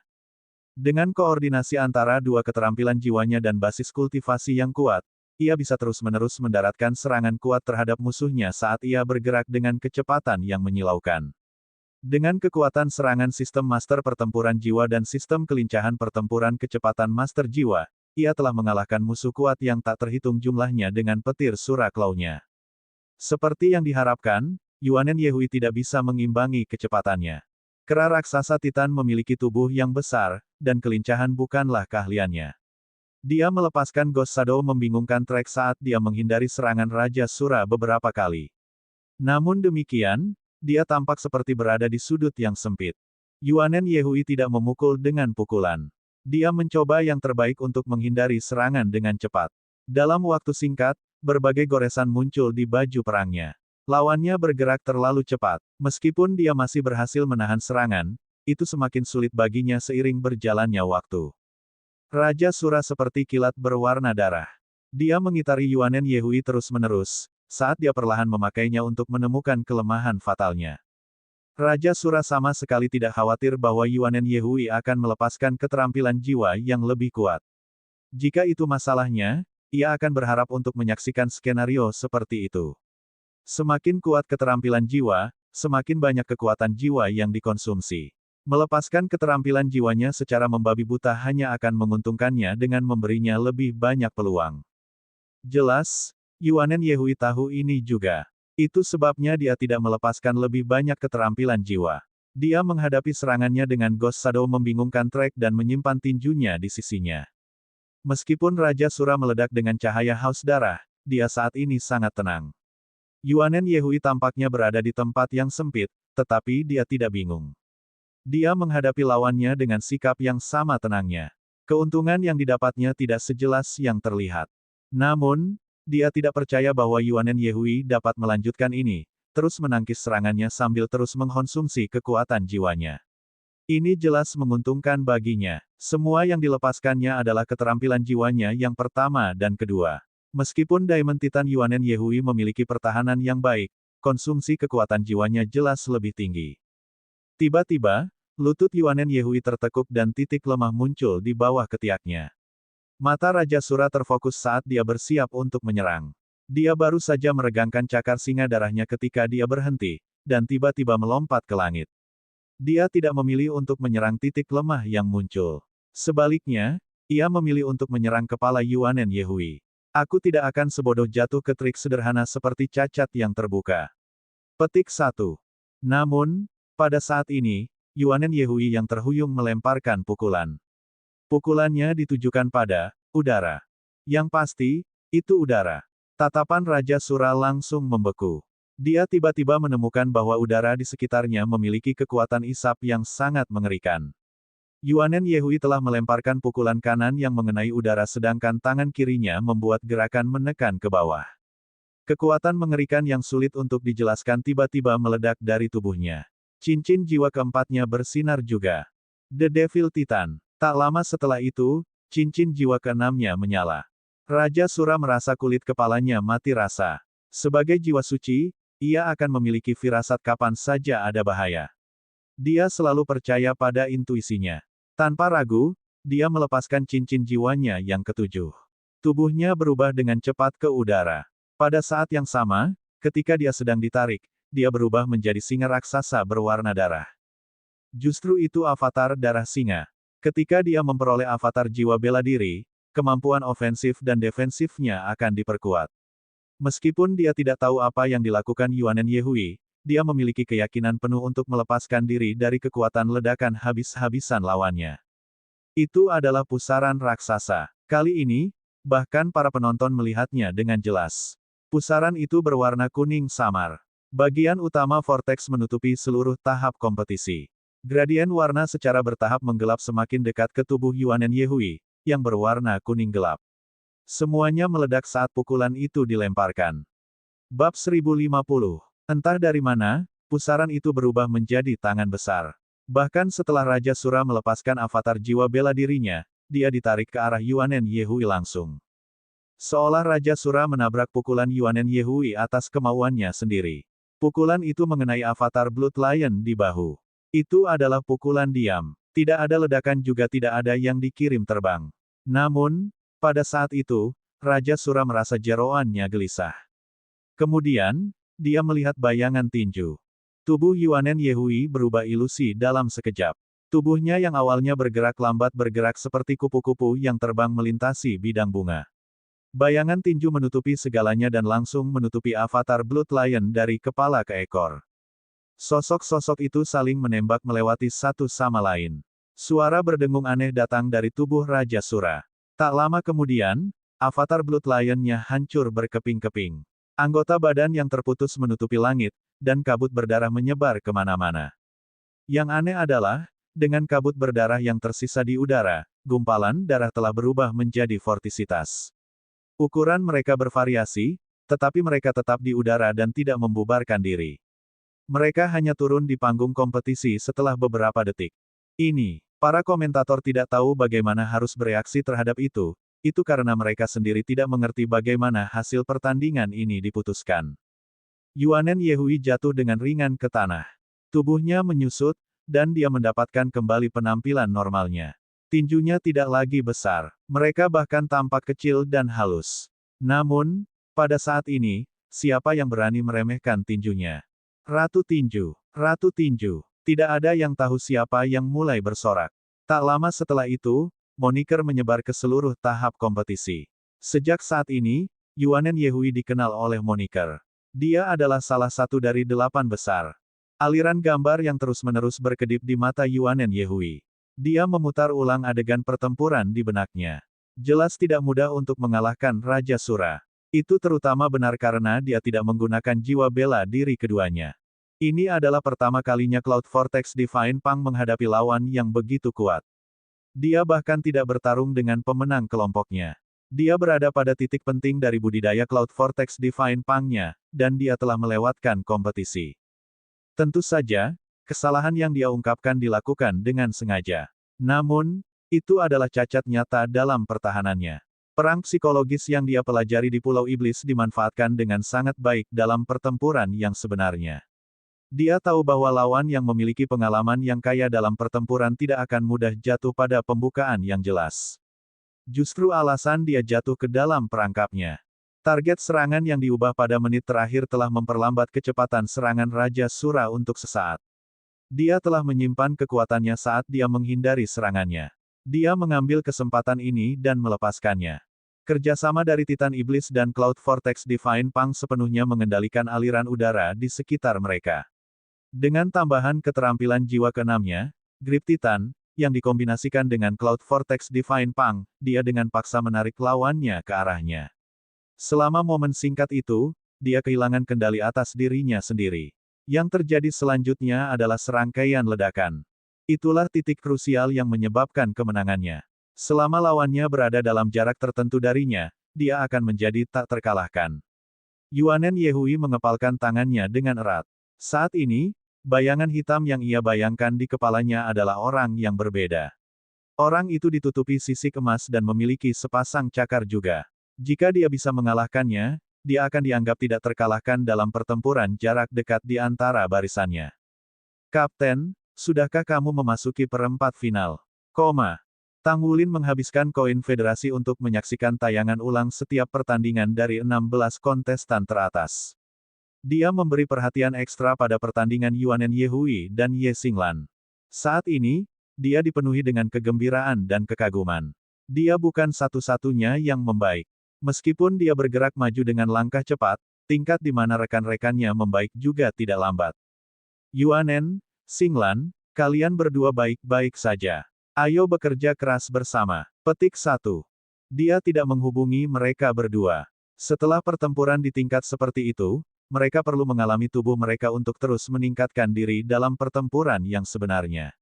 Ini adalah metode budidaya unik Akademi Shrek selama ini. Setiap lawan di final lebih kuat dari yang sebelumnya. Peningkatan Ye Xinglan sudah bagus, tapi dia masih kalah dari Gale Sabre Demon Sima Jinchi. Berbekal saber soul dari Soul Douluo 8 cincin, lawan semacam itu sudah cukup untuk mengancamnya. Selain itu, ada juga pemenang kelompok Yuanen Yehui. Dia telah mengakhiri pertandingan kualifikasi perempat final hari ini hanya dalam 3 detik. Itu adalah pertandingan terpendek di antara semua 8 pertandingan. Peluangnya sudah turun lagi. Tidak diragukan lagi, dia harus menghadapi dua lawan ini dalam perjalanannya ke final. Dia hanya bisa bergerak maju dengan mengalahkan lawan-lawannya. Ini lebih baik. Jika saya tidak memiliki lawan yang layak dan mendapatkan kemenangan terakhir tanpa perlawanan, apa gunanya saya bergabung dengan kompetisi? Petik 1. Setelah periode singkat kegembiraan, Tang Wulin membenamkan dirinya dalam kultivasi lagi. Selamat, aku tidak mengharapkanmu untuk naik ke level seperti itu. Saat dia melihat muridnya di depannya, hanya ada pujian di hati surga Phoenix Leng Yaozu. Dia telah menyaksikan seluruh proses penilaian. Baginya, penilaian ini hanya bisa digambarkan sebagai luar biasa. Penampilan Gu Yuena tidak hanya sempurna, itu lebih dari sempurna. Penampilannya telah menarik perhatian guru spirit pagoda. Dia baru berusia 21, tapi dia sudah menjadi spiriter persiapan. Sejak posisi spiriter didirikan, dia adalah yang termuda dalam sejarah pagoda roh. Master Pagoda Roh mengirim pesan bahwa selama Gu Yuena dapat menembus peringkat Sol Douluo 8 cincin dan memiliki baju perang 3 kata, dia akan membuat pengecualian dan menunjuknya sebagai spiriter resmi, secara efektif membuatnya seorang pejabat tinggi di Pagoda Roh. Bakat Gu Yuena sangat menginspirasi. Dia jelas merupakan perwakilan terbesar dari generasi muda Pagoda Roh. Bakat yang dia tunjukkan bahkan lebih besar dari Leng Yaozu. Bahkan Master Pagoda Roh harus menanganinya dengan sarung tangan anak. Dia mempertimbangkan memilih Gu Yuena sebagai salah satu penerus Pagoda Roh. Terima kasih, Guru. Gu Yuena mengangguk datar ke arah Leng Yaozu. Apakah dia diberikan bantuan atau menjadi sasaran penghinaan tidak berpengaruh padanya. Leng Yaozu menghela nafas. Aku melihatmu tumbuh dewasa. Aku juga sudah tua. Pagoda roh masa depan akan dijalankan oleh kamu dan generasimu. Gu Yuena menggelengkan kepalanya dengan ringan. Guru, kamu belum tua sama sekali. Aku masih harus menempuh jalan panjang. Leng Yaozu tersenyum tipis. Kata siapa? Dengan basis budidaya 7 cincinmu, meskipun kalian berdua tidak menggunakan armor perang, kamu hampir mengalahkan judul Douluo sambil menekannya sepanjang pertempuran. Jika ini dianggap masih jauh, maka kita, timer lama, tidak akan bisa menandingi keterampilan Anda lagi. Cara saya melihatnya ketika Anda mencapai pangkat judul Douluo, saya bahkan tidak tahu seberapa kuat Anda akan menjadi. Oh ya, kekuatan spiritual Anda harus di spirit domain, kan?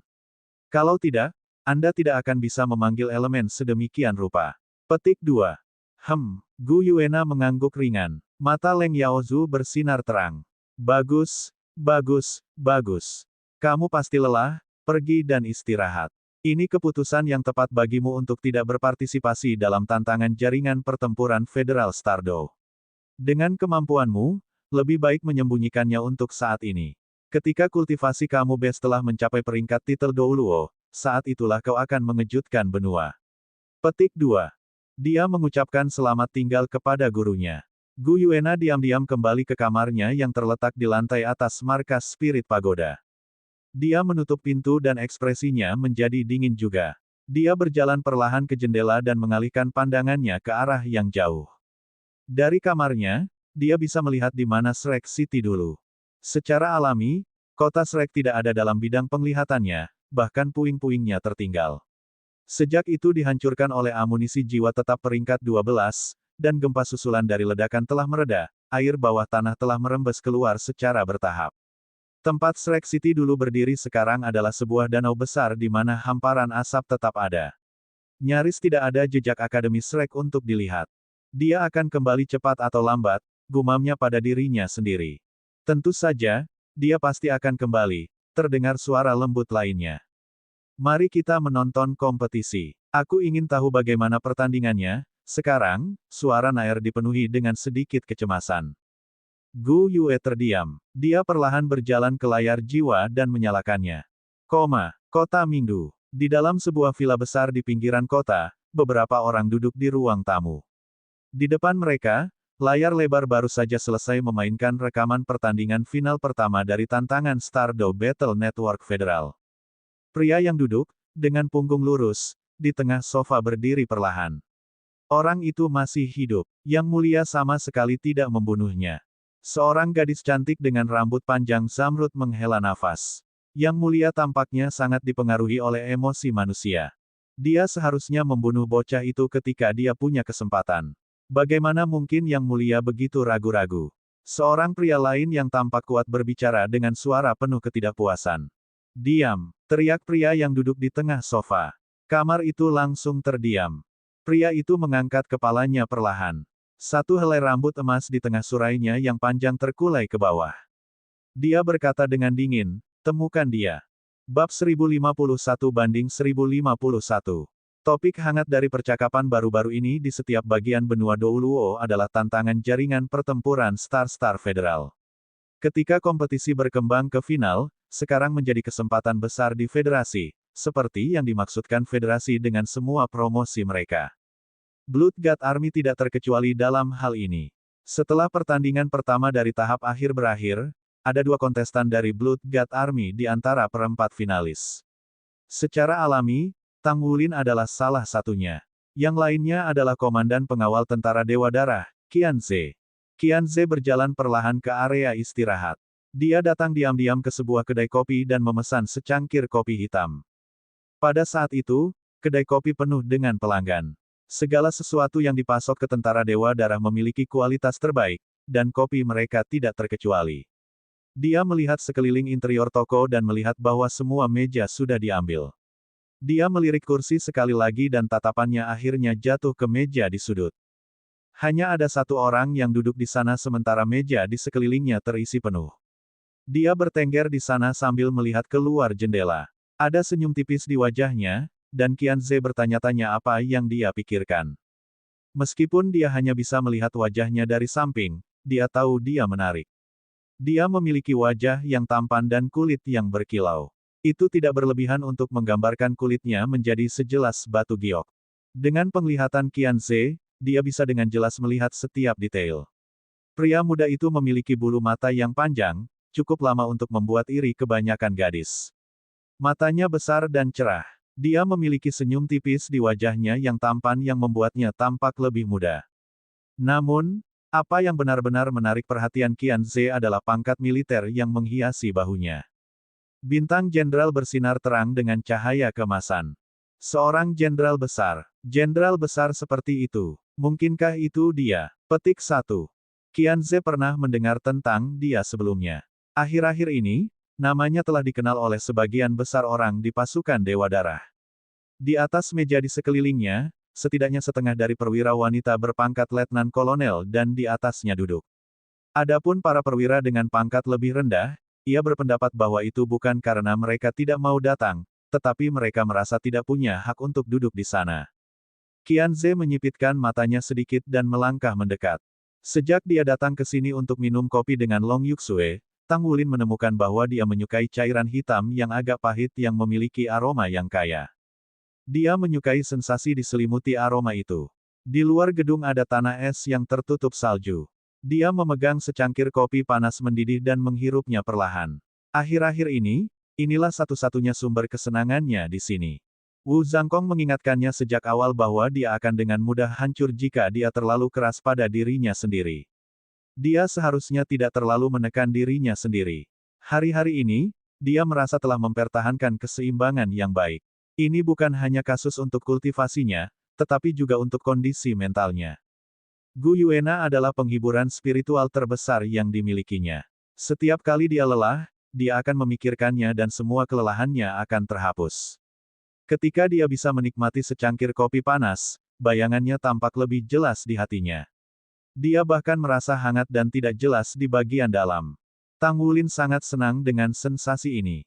Namun, sementara dia masih menikmatinya, dia juga memperhatikan bahwa pelanggan yang melindungi kedai kopi semakin bertambah. Meski begitu, semua orang tampaknya telah mencapai kesepakatan yang tidak biasa diam-diam.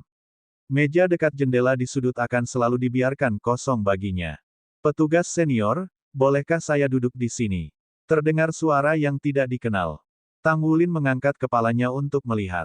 Dia melihat seorang perwira militer ramping yang tampak berusia 30-an berdiri di depannya. Bahunya dihiasi dengan pangkat kolonel senior. Dia tidak terlalu tampan, dan matanya agak panjang dan sempit.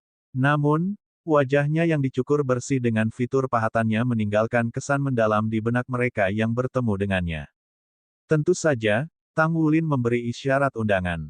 Qian Ze duduk dan secara naluriah melihat cangkir kopi di tangan Tang Wulin. Kopi hitam. Dia suka kopi yang sama denganku. Tang Wulin menjaga pandangannya di luar jendela.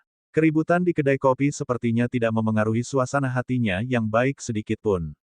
Karena kebiasaan, dia mematikan keriuhan suara-suara di sekelilingnya. Petugas senior, terdengar suara itu lagi. Tang Wulin menoleh untuk melihat Qian Ze, ada apa? Kopi hitam Qian Ze dikirim ke meja mereka, dan dia memegang cangkir itu di tangannya. Aku nomor 79. Aku menantikan untuk bertemu denganmu di pertandingan mendatang. Tang Wulin mengangkat alisnya sedikit. Tantangan jaringan pertempuran Do Star Federal.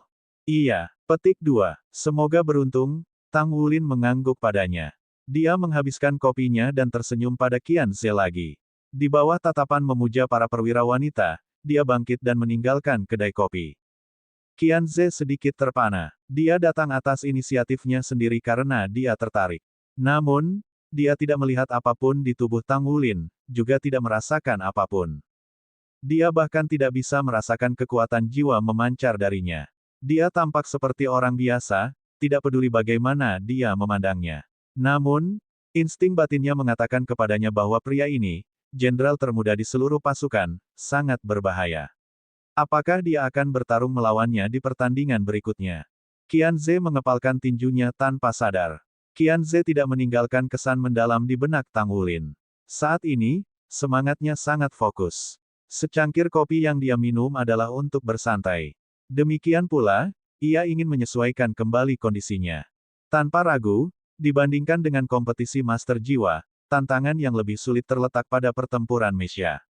Selain itu, ia akan segera bertarung untuk lolos ke perempat final kontes Mesya. Dia memasuki kabin Stardow dan terhubung ke Battle Network. Nomor 33 telah berubah menjadi nomor 66. Seperti sebelumnya, staf dalam Battle Network membimbingnya. Mirip dengan kompetisi solo, tubuhnya bersinar dengan cahaya kemasan. Dalam pertandingan terakhir dari kontes grup, ia diberi gelar Spear King. Di sisi lain, Ling Wuyue dikalahkan dalam pertandingan grup terakhir. Dia melanjutkan ke tahap berikutnya sebagai runner-up grupnya. Ling Wuyue telah membuktikan bahwa dia benar-benar Master Mesya yang paling menonjol di ketentaraan. Mereka adalah satu-satunya yang berhasil lolos ke babak selanjutnya. Mereka berasal dari divisi zona yang sama. Menurut aturan internal, mereka tidak akan bertemu satu sama lain di pertandingan pertama babak penyisihan. Dia bertanya-tanya apakah Ling Wuyue akan bisa menang kali ini. Dibandingkan dengan dia, tidak ada pertanyaan bahwa keterampilan kontrol Ling Wuyue lebih kuat, tetapi jiwa bela dirinya masih sedikit lebih lemah. Dia memilih Mesya, dan senjata pilihannya masih berupa tombak. Saat dia melihat tombak di tangan mechanya, Tang Wulin tidak bisa menahan nafas dalam hati.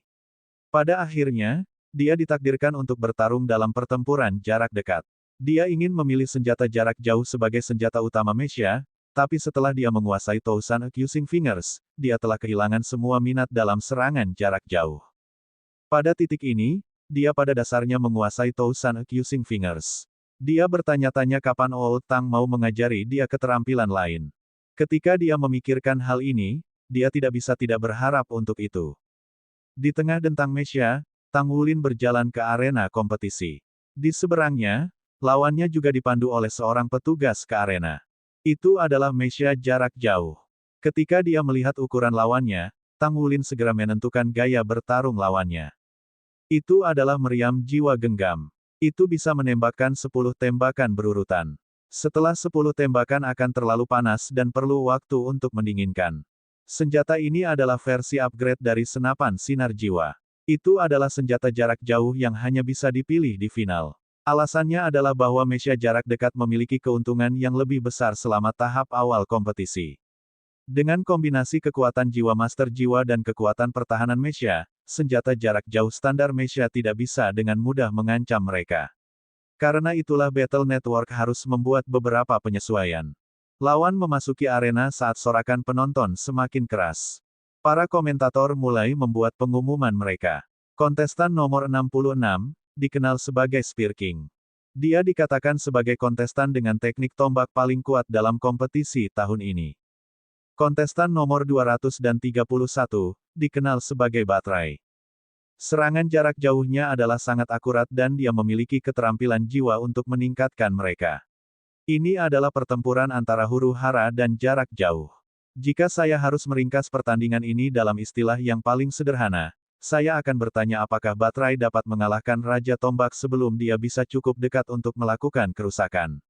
Baiklah, Mari kita bersiap-siap untuk pertarungan yang pasti akan menjadi yang paling menarik dari semua pertandingan. Petik 2. Tidak ada wasit khusus. Suara hitung mundur elektronik dimulai. 5, 4, 3, 2, 1, pertandingan dimulai. Ledakan. Tampaknya begitu suara elektronik berakhir, suara ledakan datang dari arah yang berlawanan. Amunisi jiwa datang tepat untuknya. Bab 1052. Tang Wulin baru saja mengangkat kakinya ketika amunisi jiwa ada di atasnya. Namun, itu tidak ditujukan padanya tetapi pada tanah di depannya. Jika dia mengambil satu langkah ke depan, dia akan berlari langsung ke amunisi jiwa. Tindakan terbaik adalah menarik kembali kakinya dan berhenti sejenak. Kontrol ritme. Rasa dingin merambat ke tulang punggung Tang Wulin. Lawannya menggunakan serangan jarak jauh untuk mengontrol aliran pertempuran dan dengan demikian mengontrol gerakannya. Ling Wuyue telah memberitahunya sebelumnya bahwa Master Mesha serangan jarak jauh paling kuat bisa mengendalikan setiap gerakan di medan perang. Master Mesha bisa membuat lawannya melakukan apapun yang dia inginkan. Seorang Master Mesha seperti itu cukup menakutkan. Mereka sepertinya selalu mampu mengubah yang tidak mungkin menjadi kemungkinan. Bahkan jika mereka hanya memiliki satu jenis serangan jarak jauh yang mereka miliki, mereka masih bisa membuat kombinasi yang tak terhitung jumlahnya dengan jenis serangan tunggal itu. Untuk menghadapi lawan seperti itu, langkah pertama adalah tidak jatuh ke ritme mereka. Bahkan jika dia harus menahan kekuatan penuh dari serangan lawannya, dia harus menghancurkan kendali mereka atas dirinya. Itulah sebabnya Tang Wulin menggunakan pendorong di belakang mechanya tanpa ragu-ragu. Dia mengarahkan tombaknya ke depan saat berdenyut dengan cahaya. Dia menanamkannya dengan kekuatan jiwa dan menyerang dengan cepat menuju amunisi jiwa. Ledakan. Mesha jarak dekat muncul dari api ledakan. Pada saat yang sama, ia mempercepat dan menyerang lawannya dengan kecepatan yang menyilaukan. Namun, pada titik ini, Tang Wulin melihat bahwa Mesha lawannya sepertinya menari. Mesha lawannya benar-benar menari di sisi lain tanah. Dia memegang meriam jiwanya dengan satu tangan. Dengan setiap gerakan, meriam jiwa akan bergoyang dengannya. Pada saat yang sama, dia menembakkan amunisi jiwa. Tampaknya, pada saat yang sama Tang Wulin menerobos amunisi jiwa pertama, 9 lainnya telah menembak ke arahnya dari depan. Lintasan amunisi jiwa ini sangat aneh. Mereka tidak terbang dalam garis lurus, tetapi dalam busur, dan mereka terbang menuju jalan yang akan ditempuh Tang Wulin. Tang Wulin mendengus. Dia menunjukkan kemampuan fisik manusia super dan kontrol yang tepat. Mesha standarnya, melaju dari dorongan pendorong, secara paksa membuat putaran di udara di bawah bimbingannya. Itu mengubah arahnya dan menyerbu ke depan tetapi pada sudut ke bawah. Namun, setelah dia dengan jelas menghindari mereka semua, amunisi 9 jiwa bertabrakan satu sama lain dengan paksa. Ledakan hebat datang dari sisinya.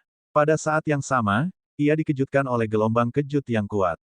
Tang Wulin langsung mengerti apa yang telah dilakukan lawannya. Lawannya jelas berharap dia bisa menghindari serangan itu. Namun, dia telah menembakkan 9 amunisi jiwanya dengan sangat tepat, sehingga mereka akan menyatu ke satu titik dan memicu ledakan. Itu adalah serangan yang terjadi ratusan meter darinya. Mesha standar seperti ini tidak dilengkapi dengan sirkuit jiwa kelas atas untuk meningkatkan kontrol mereka terhadap amunisi jiwa. Untuk dapat melakukan ini dengan Mesha standar, kendali lawannya atas serangan jarak jauh dapat digambarkan sebagai tepat. Seperti yang diharapkan dari 16 finalis teratas, kemampuannya adalah sesuatu yang lain. Semua pikiran ini terlintas di benaknya dalam sekejap mata. Gelombang kejut di sisinya sudah sampai padanya. Pasukan langsung menyimpang lintasan Mesha Tang Wulin karena bergerak dengan kecepatan menyilaukan. Perubahan arahnya yang tiba-tiba, dengan tambahan bobot Meshanya, menghasilkan suara yang tajam. Ini jelas disebabkan oleh mesin yang tegang oleh manuver yang tidak biasa. Mesha itu sendiri berat, jadi jika itu membuat gerakan canggung, itu bisa dengan mudah merusak dirinya sendiri. Meskipun Tang Wulin terkejut, dia tidak bingung. Dia mendorong ke tanah dengan tombak di tangan kanannya dan menstabilkan Meshanya, menjaganya agar tidak terus berputar ke samping. Mesha melakukan jungkir balik di udara, melepaskan pendorongnya dan jatuh dengan mantap ke tanah. Namun, dia hanya bisa menghela nafas pada dirinya sendiri. Dia sudah melindungi dirinya dari kendali lawannya dengan hati-hati. Namun, ia masih jatuh ke dalam perangkap lawannya. Pada saat itu, Tang Wulin tiba-tiba merasa terancam. Apa yang dia lihat adalah amunisi jiwa yang sangat besar. Itu berbeda dari amunisi yang ditembakkan dari meriam jiwa standar. Amunisi ini bersinar seperti matahari mini, dan itu sudah ada padanya. Ini jelas tidak ditembak setelah mechanya keluar dari kendali, tetapi dipecat sebelumnya. Seperti yang dia takuti, dia akhirnya jatuh ke rencana lawannya. Amunisi jiwa ini memiliki diameter lebih dari 1 meter dan berkedip-kedip dengan cahaya yang menyilaukan. Warnanya oranye merah, seperti miniatur matahari. Namun, ada titik cahaya hitam berkedip di kedalaman intinya. Siapapun dapat mengatakan bahwa jika seseorang terkena langsung oleh amunisi seperti itu, targetnya tidak akan merasa terlalu senang tentang hal itu. Mecha Tang Wulin tidak punya tempat untuk lari. Bahkan jika dia menggunakan keterampilan jiwanya sendiri, tidak mungkin baginya untuk lolos dari serangan seperti itu dalam sekejap mata. Tombaknya menopang beratnya di tanah. Dia bahkan tidak punya senjata untuk memblokir serangan. Pada saat kritis, Tang Wulin melakukan tindakan balasan yang tidak diharapkan orang lain. Dia menarik tombaknya dari tanah. Dia membiarkan mechanya yang stabil baru-baru ini untuk mundur dan berhasil menghindari terkena amunisi jiwa secara langsung. Pada saat yang sama, dia mengayunkan kakinya ke atas. Sebuah ledakan mendalam meredam suara auman naga nyaring. Sulur Blue Silver Emperor melonjak seperti segerombolan lebah dan menutupi kaki Mecha yang dekat. Dengan bayangan keemasan, mereka langsung mencambuk amunisi jiwa. Ledakan. Mecha jarak dekat dikirim terbang ke samping dari ledakan yang hebat. Itu telah membuat jarak antara dia dan lawannya. Mecha jarak dekat tampaknya berada di tempat yang sempit. Namun, Tang Wulin mengontrol Mecha-nya untuk memukul lantai 2 kali dengan gerakan berturut-turut. Dia akhirnya berhasil menstabilkan tubuhnya sendiri dan jatuh ke tanah sekali lagi. The Golden Dragon Walk Style. Itu adalah salah satu dari 6 gerakan pertama dari Golden Dragon Nine Moves.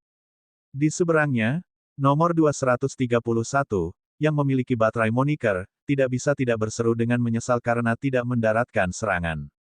Amunisi jiwa yang baru saja dipecatnya adalah keterampilan jiwanya sendiri. Itu memiliki kekuatan serangan yang sangat kuat dan namanya adalah Matahari Hitam. Namun, dia tidak pernah berharap Tang Wulin dapat memblokir keterampilan jiwanya sedemikian rupa. Mecha-nya bahkan tidak menerima banyak kerusakan. Pertempuran Mecha tidak dimenangkan dengan membunuh lawanmu. Selama kamu bisa menghancurkan Mecha lawanmu, itu akan menjadi kemenanganmu. Bagaimanapun, ini bukan pertempuran yang sebenarnya. Kalau tidak, bagi seorang guru jiwa, bahkan jika Mecha-nya dihancurkan, sang guru jiwa sendiri masih akan memiliki kekuatan tempurnya sendiri. Jika itu terjadi, itu akan tumpang tindih dengan pertempuran Tuan Jiwa. Saat Tang Wulin merasa takut memasuki hatinya, ekspresi dingin muncul di wajahnya. Serangan jarak jauh lawannya benar-benar hebat. Namun, tujuan awalnya adalah untuk menjadi Master Mecha jarak jauh juga. Dengan kemampuan lawannya untuk mengendalikan aliran pertempuran, tidak akan mudah baginya untuk menyerang maju dengan Mecha standar miliknya.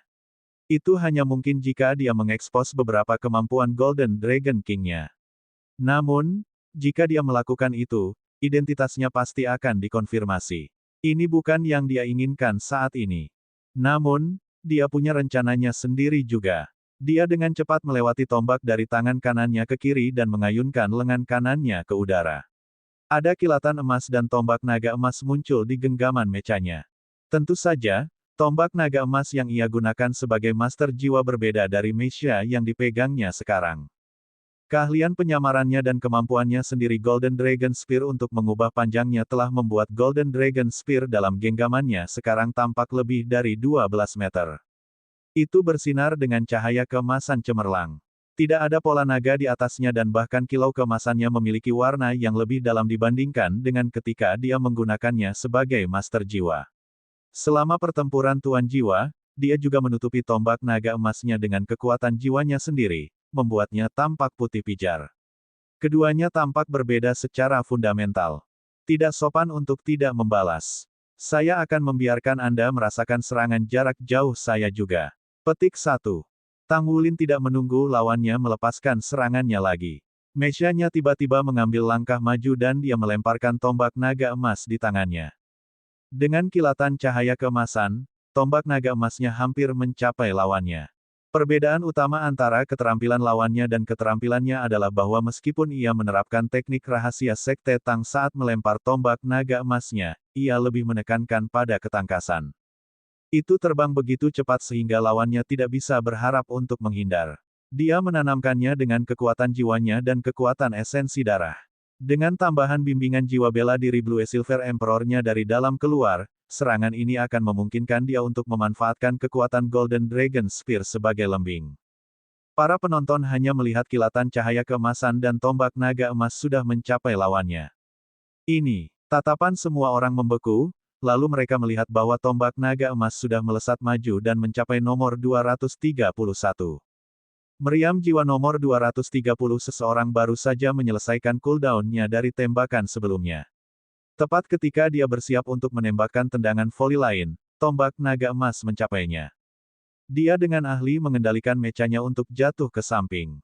Itu bergerak dengan kecepatan yang mengejutkan. Sementara itu, tubuh mechanya tiba-tiba berubah merah. Sebuah penghalang energi meledak dari mechanya seperti embusan angin, mendorong semua yang mengelilinginya. Penghalang energi ini dan perisai mechanya bergabung bersama dan menciptakan kekuatan elastis yang kuat. Namun, dia masih meremehkan kekuatan Golden Dragon Spear. Kekuatan yang diresapi berasal dari Raja Naga Emas Tang Wulin. Foom, tombak naga emas menyimpang karena tumbukan energi merah, tetapi cahaya tombak tajam di bagian depan telah menembus cahaya merah.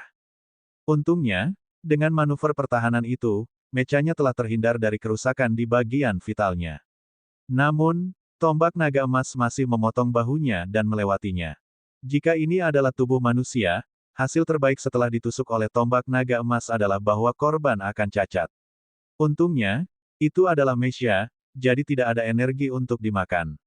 Meski begitu, nomor 231 masih berkeringat dingin. Sangat cepat, sangat kuat. Bab 1053. Sementara itu, tepat setelah melempar tombak naga emas, Tang Wulin meluncurkan baling-baling mecha sekaligus.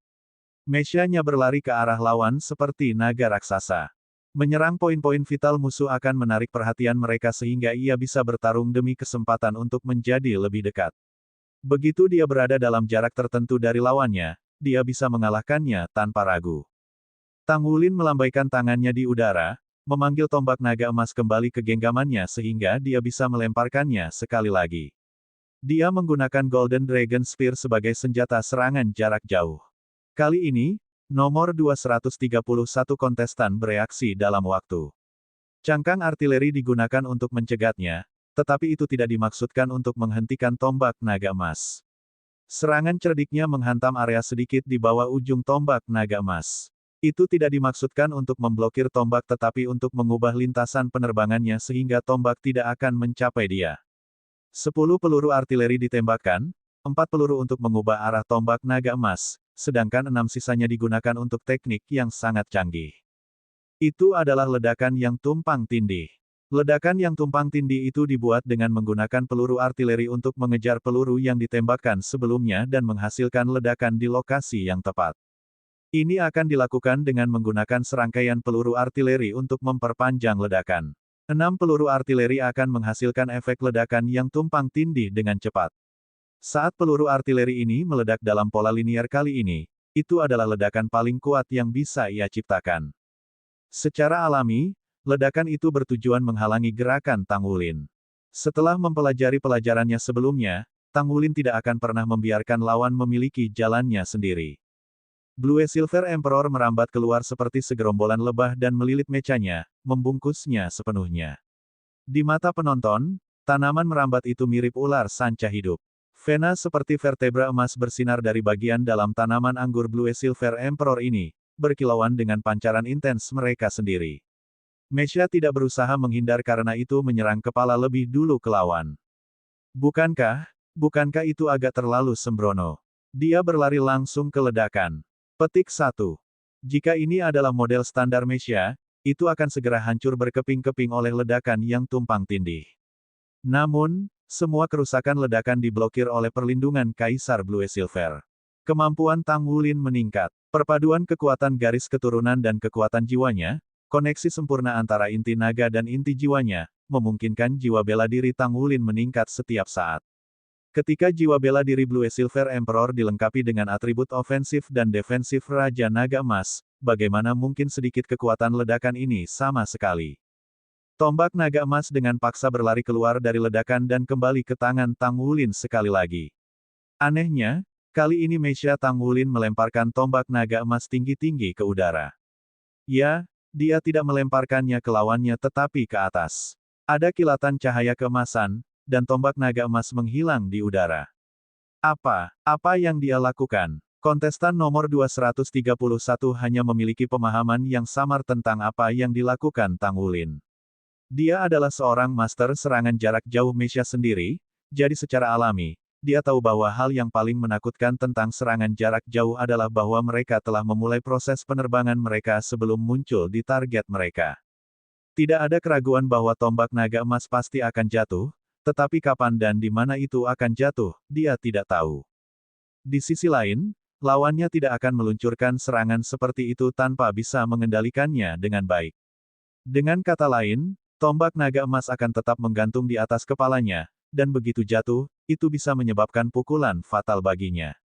Golden Dragon Spear telah membuktikan kepadanya ketika terbang pertama kali, bahwa ketajamannya yang tak tertandingi bukanlah sesuatu yang mampu dia pertahankan. Nomor 231 segera bereaksi terhadap situasi. Sebagai master serangan jiwa jarak jauh, penilaiannya adalah esensi. Dia perlu membuat penilaian akurat sekaligus untuk mengalahkan musuh di medan perang yang selalu berubah untuk memastikan keselamatannya sendiri.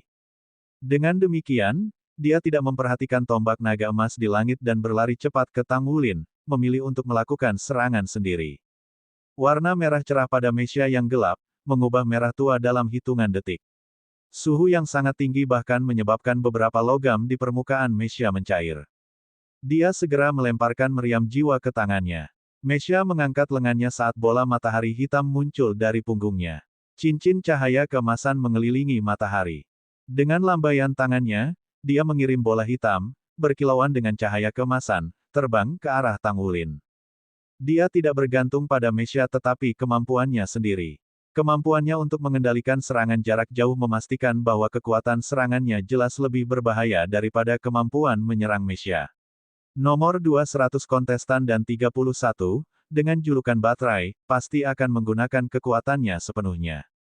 Tidak ada keraguan bahwa kontrolnya terhadap keterampilan jiwanya sendiri akan melampaui meriam jiwa sebelumnya, karena itu hanyalah model standar. Seperti seekor sapi jantan yang mengamuk, Tang Wulin berlari maju dengan kemauan yang gigih, tidak memiliki niat untuk mengubah arahnya. Dia berlari ke pelukan menyambut bola cahaya hitam emas. Aku tidak akan menghindar. Saya ingin melihat bagaimana Anda akan menggunakan serangan Anda. Sementara itu, tanaman merambat Kaisar Blue Silver yang melilitnya sudah mekar sepenuhnya, membuat Meisha terlihat seperti monster dengan tentakel yang tak terhitung jumlahnya. Tidak ada yang tahu apa yang akan dilakukan Tang Wulin sebelum kedua belah pihak saling menabrak. Tembakan artileri terbang ke sana karena kedua pejuang bertabrakan hampir dalam sekejap. Kaisar Blue Silver di depan Tang Wulin tiba-tiba berkumpul bersama dan berubah menjadi tombak yang tak terhitung jumlahnya yang menembus keluar. Finesse of Blue Silver Emperor berkumpul di tengah karena ditujukan langsung untuk bola hitam emas itu. Pada titik itu, jarak antara mereka berdua sekitar 100 meter. 3 bola cahaya hitam emas telah terbang keluar dari belakang dalam suksesi. Sama seperti bola lampu pertama yang akan melakukan kontak dengan Kaisar Blue Silver Tang Wulin, 3 bola cahaya baru tiba-tiba dipercepat dan menyatu bersama, menjadi bola yang lebih besar.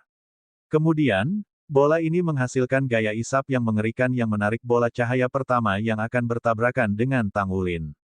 Blue Silver Emperor meleset dari targetnya, karena 4 bola cahaya hitam emas telah menyatu menjadi satu, berubah menjadi bola cahaya besar dengan diameter lebih dari 5 meter. Arus listrik keemasan berkedip-kedip di permukaan bola. Energi luar biasa yang terkandung di dalamnya jelas bisa dirasakan dan dilihat dengan mata telanjang. Di saat berikutnya, bola cahaya tiba-tiba menghilang. Ya, itu menghilang ke udara tipis seperti lubang hitam, tanpa suara dan tanpa jejak. Panas terik langsung meledak di kedalaman jiwa Tang Wulin. Tang Wulin menatap ketika dia bisa merasakan fluktuasi ruang di sekitarnya tiba-tiba tumbuh lebih intens. Ini tidak bagus. Petik 1. Nomor 231 tidak hanya memiliki jiwa bela diri tipe api yang kuat tetapi juga jiwa bela diri tipe spasial kedua. Tang Wulin tidak pernah berharap bahwa lawan ini mampu mengkondensasi serangan tipe api yang kuat dan mengirimkannya melalui kemampuan spasial langsung ke bagian dalam mesyanya, tidak peduli seberapa tenang dia. Kekuatan spiritualnya telah mencapai puncak alam spirit abis dan sedang berkembang menuju spirit domain sekarang. Akibatnya, ia sadar segera setelah fluktuasi spasial muncul. Dia memiliki jiwa bela diri kembar api dan ruang. Dia hanya bisa membayangkan hasilnya jika dia membiarkan bola api hitam yang menakutkan itu muncul di bagian dalam mesyanya. Bahkan jika pembelaannya cukup kuat untuk memungkinkannya memblokir serangan mematikan seperti itu, dia pasti akan terluka juga. Selain itu, Mesya tentu tidak akan selamat dari itu. Tidak ada keraguan bahwa kinerja mengesankan Tang Wulin membuat lawan menggunakan trik gagal amannya yang telah dia sembunyikan selama ini. Metodenya untuk mentransfer serangannya langsung ke bagian dalam mesya lawan bahkan terasa sedikit menyimpang. Jika dia memiliki pengetahuan sebelumnya, Tang Wulin akan mengambil tindakan pencegahan yang diperlukan dan terus menggunakan pelindung mesyanya setiap saat untuk memotong setiap pelanggaran eksternal. Namun, Master Mesya yang berpengalaman tidak akan pernah menyalakan perisai pelindung karena biasanya menghabiskan banyak energi, kecuali Master Mesya sangat yakin tentang perlunya pertahanan. Secara alami, Tang Wulin bertindak seperti itu. Saat dia mulai khawatir, panas terik sudah muncul. Apa yang harus dia lakukan sekarang?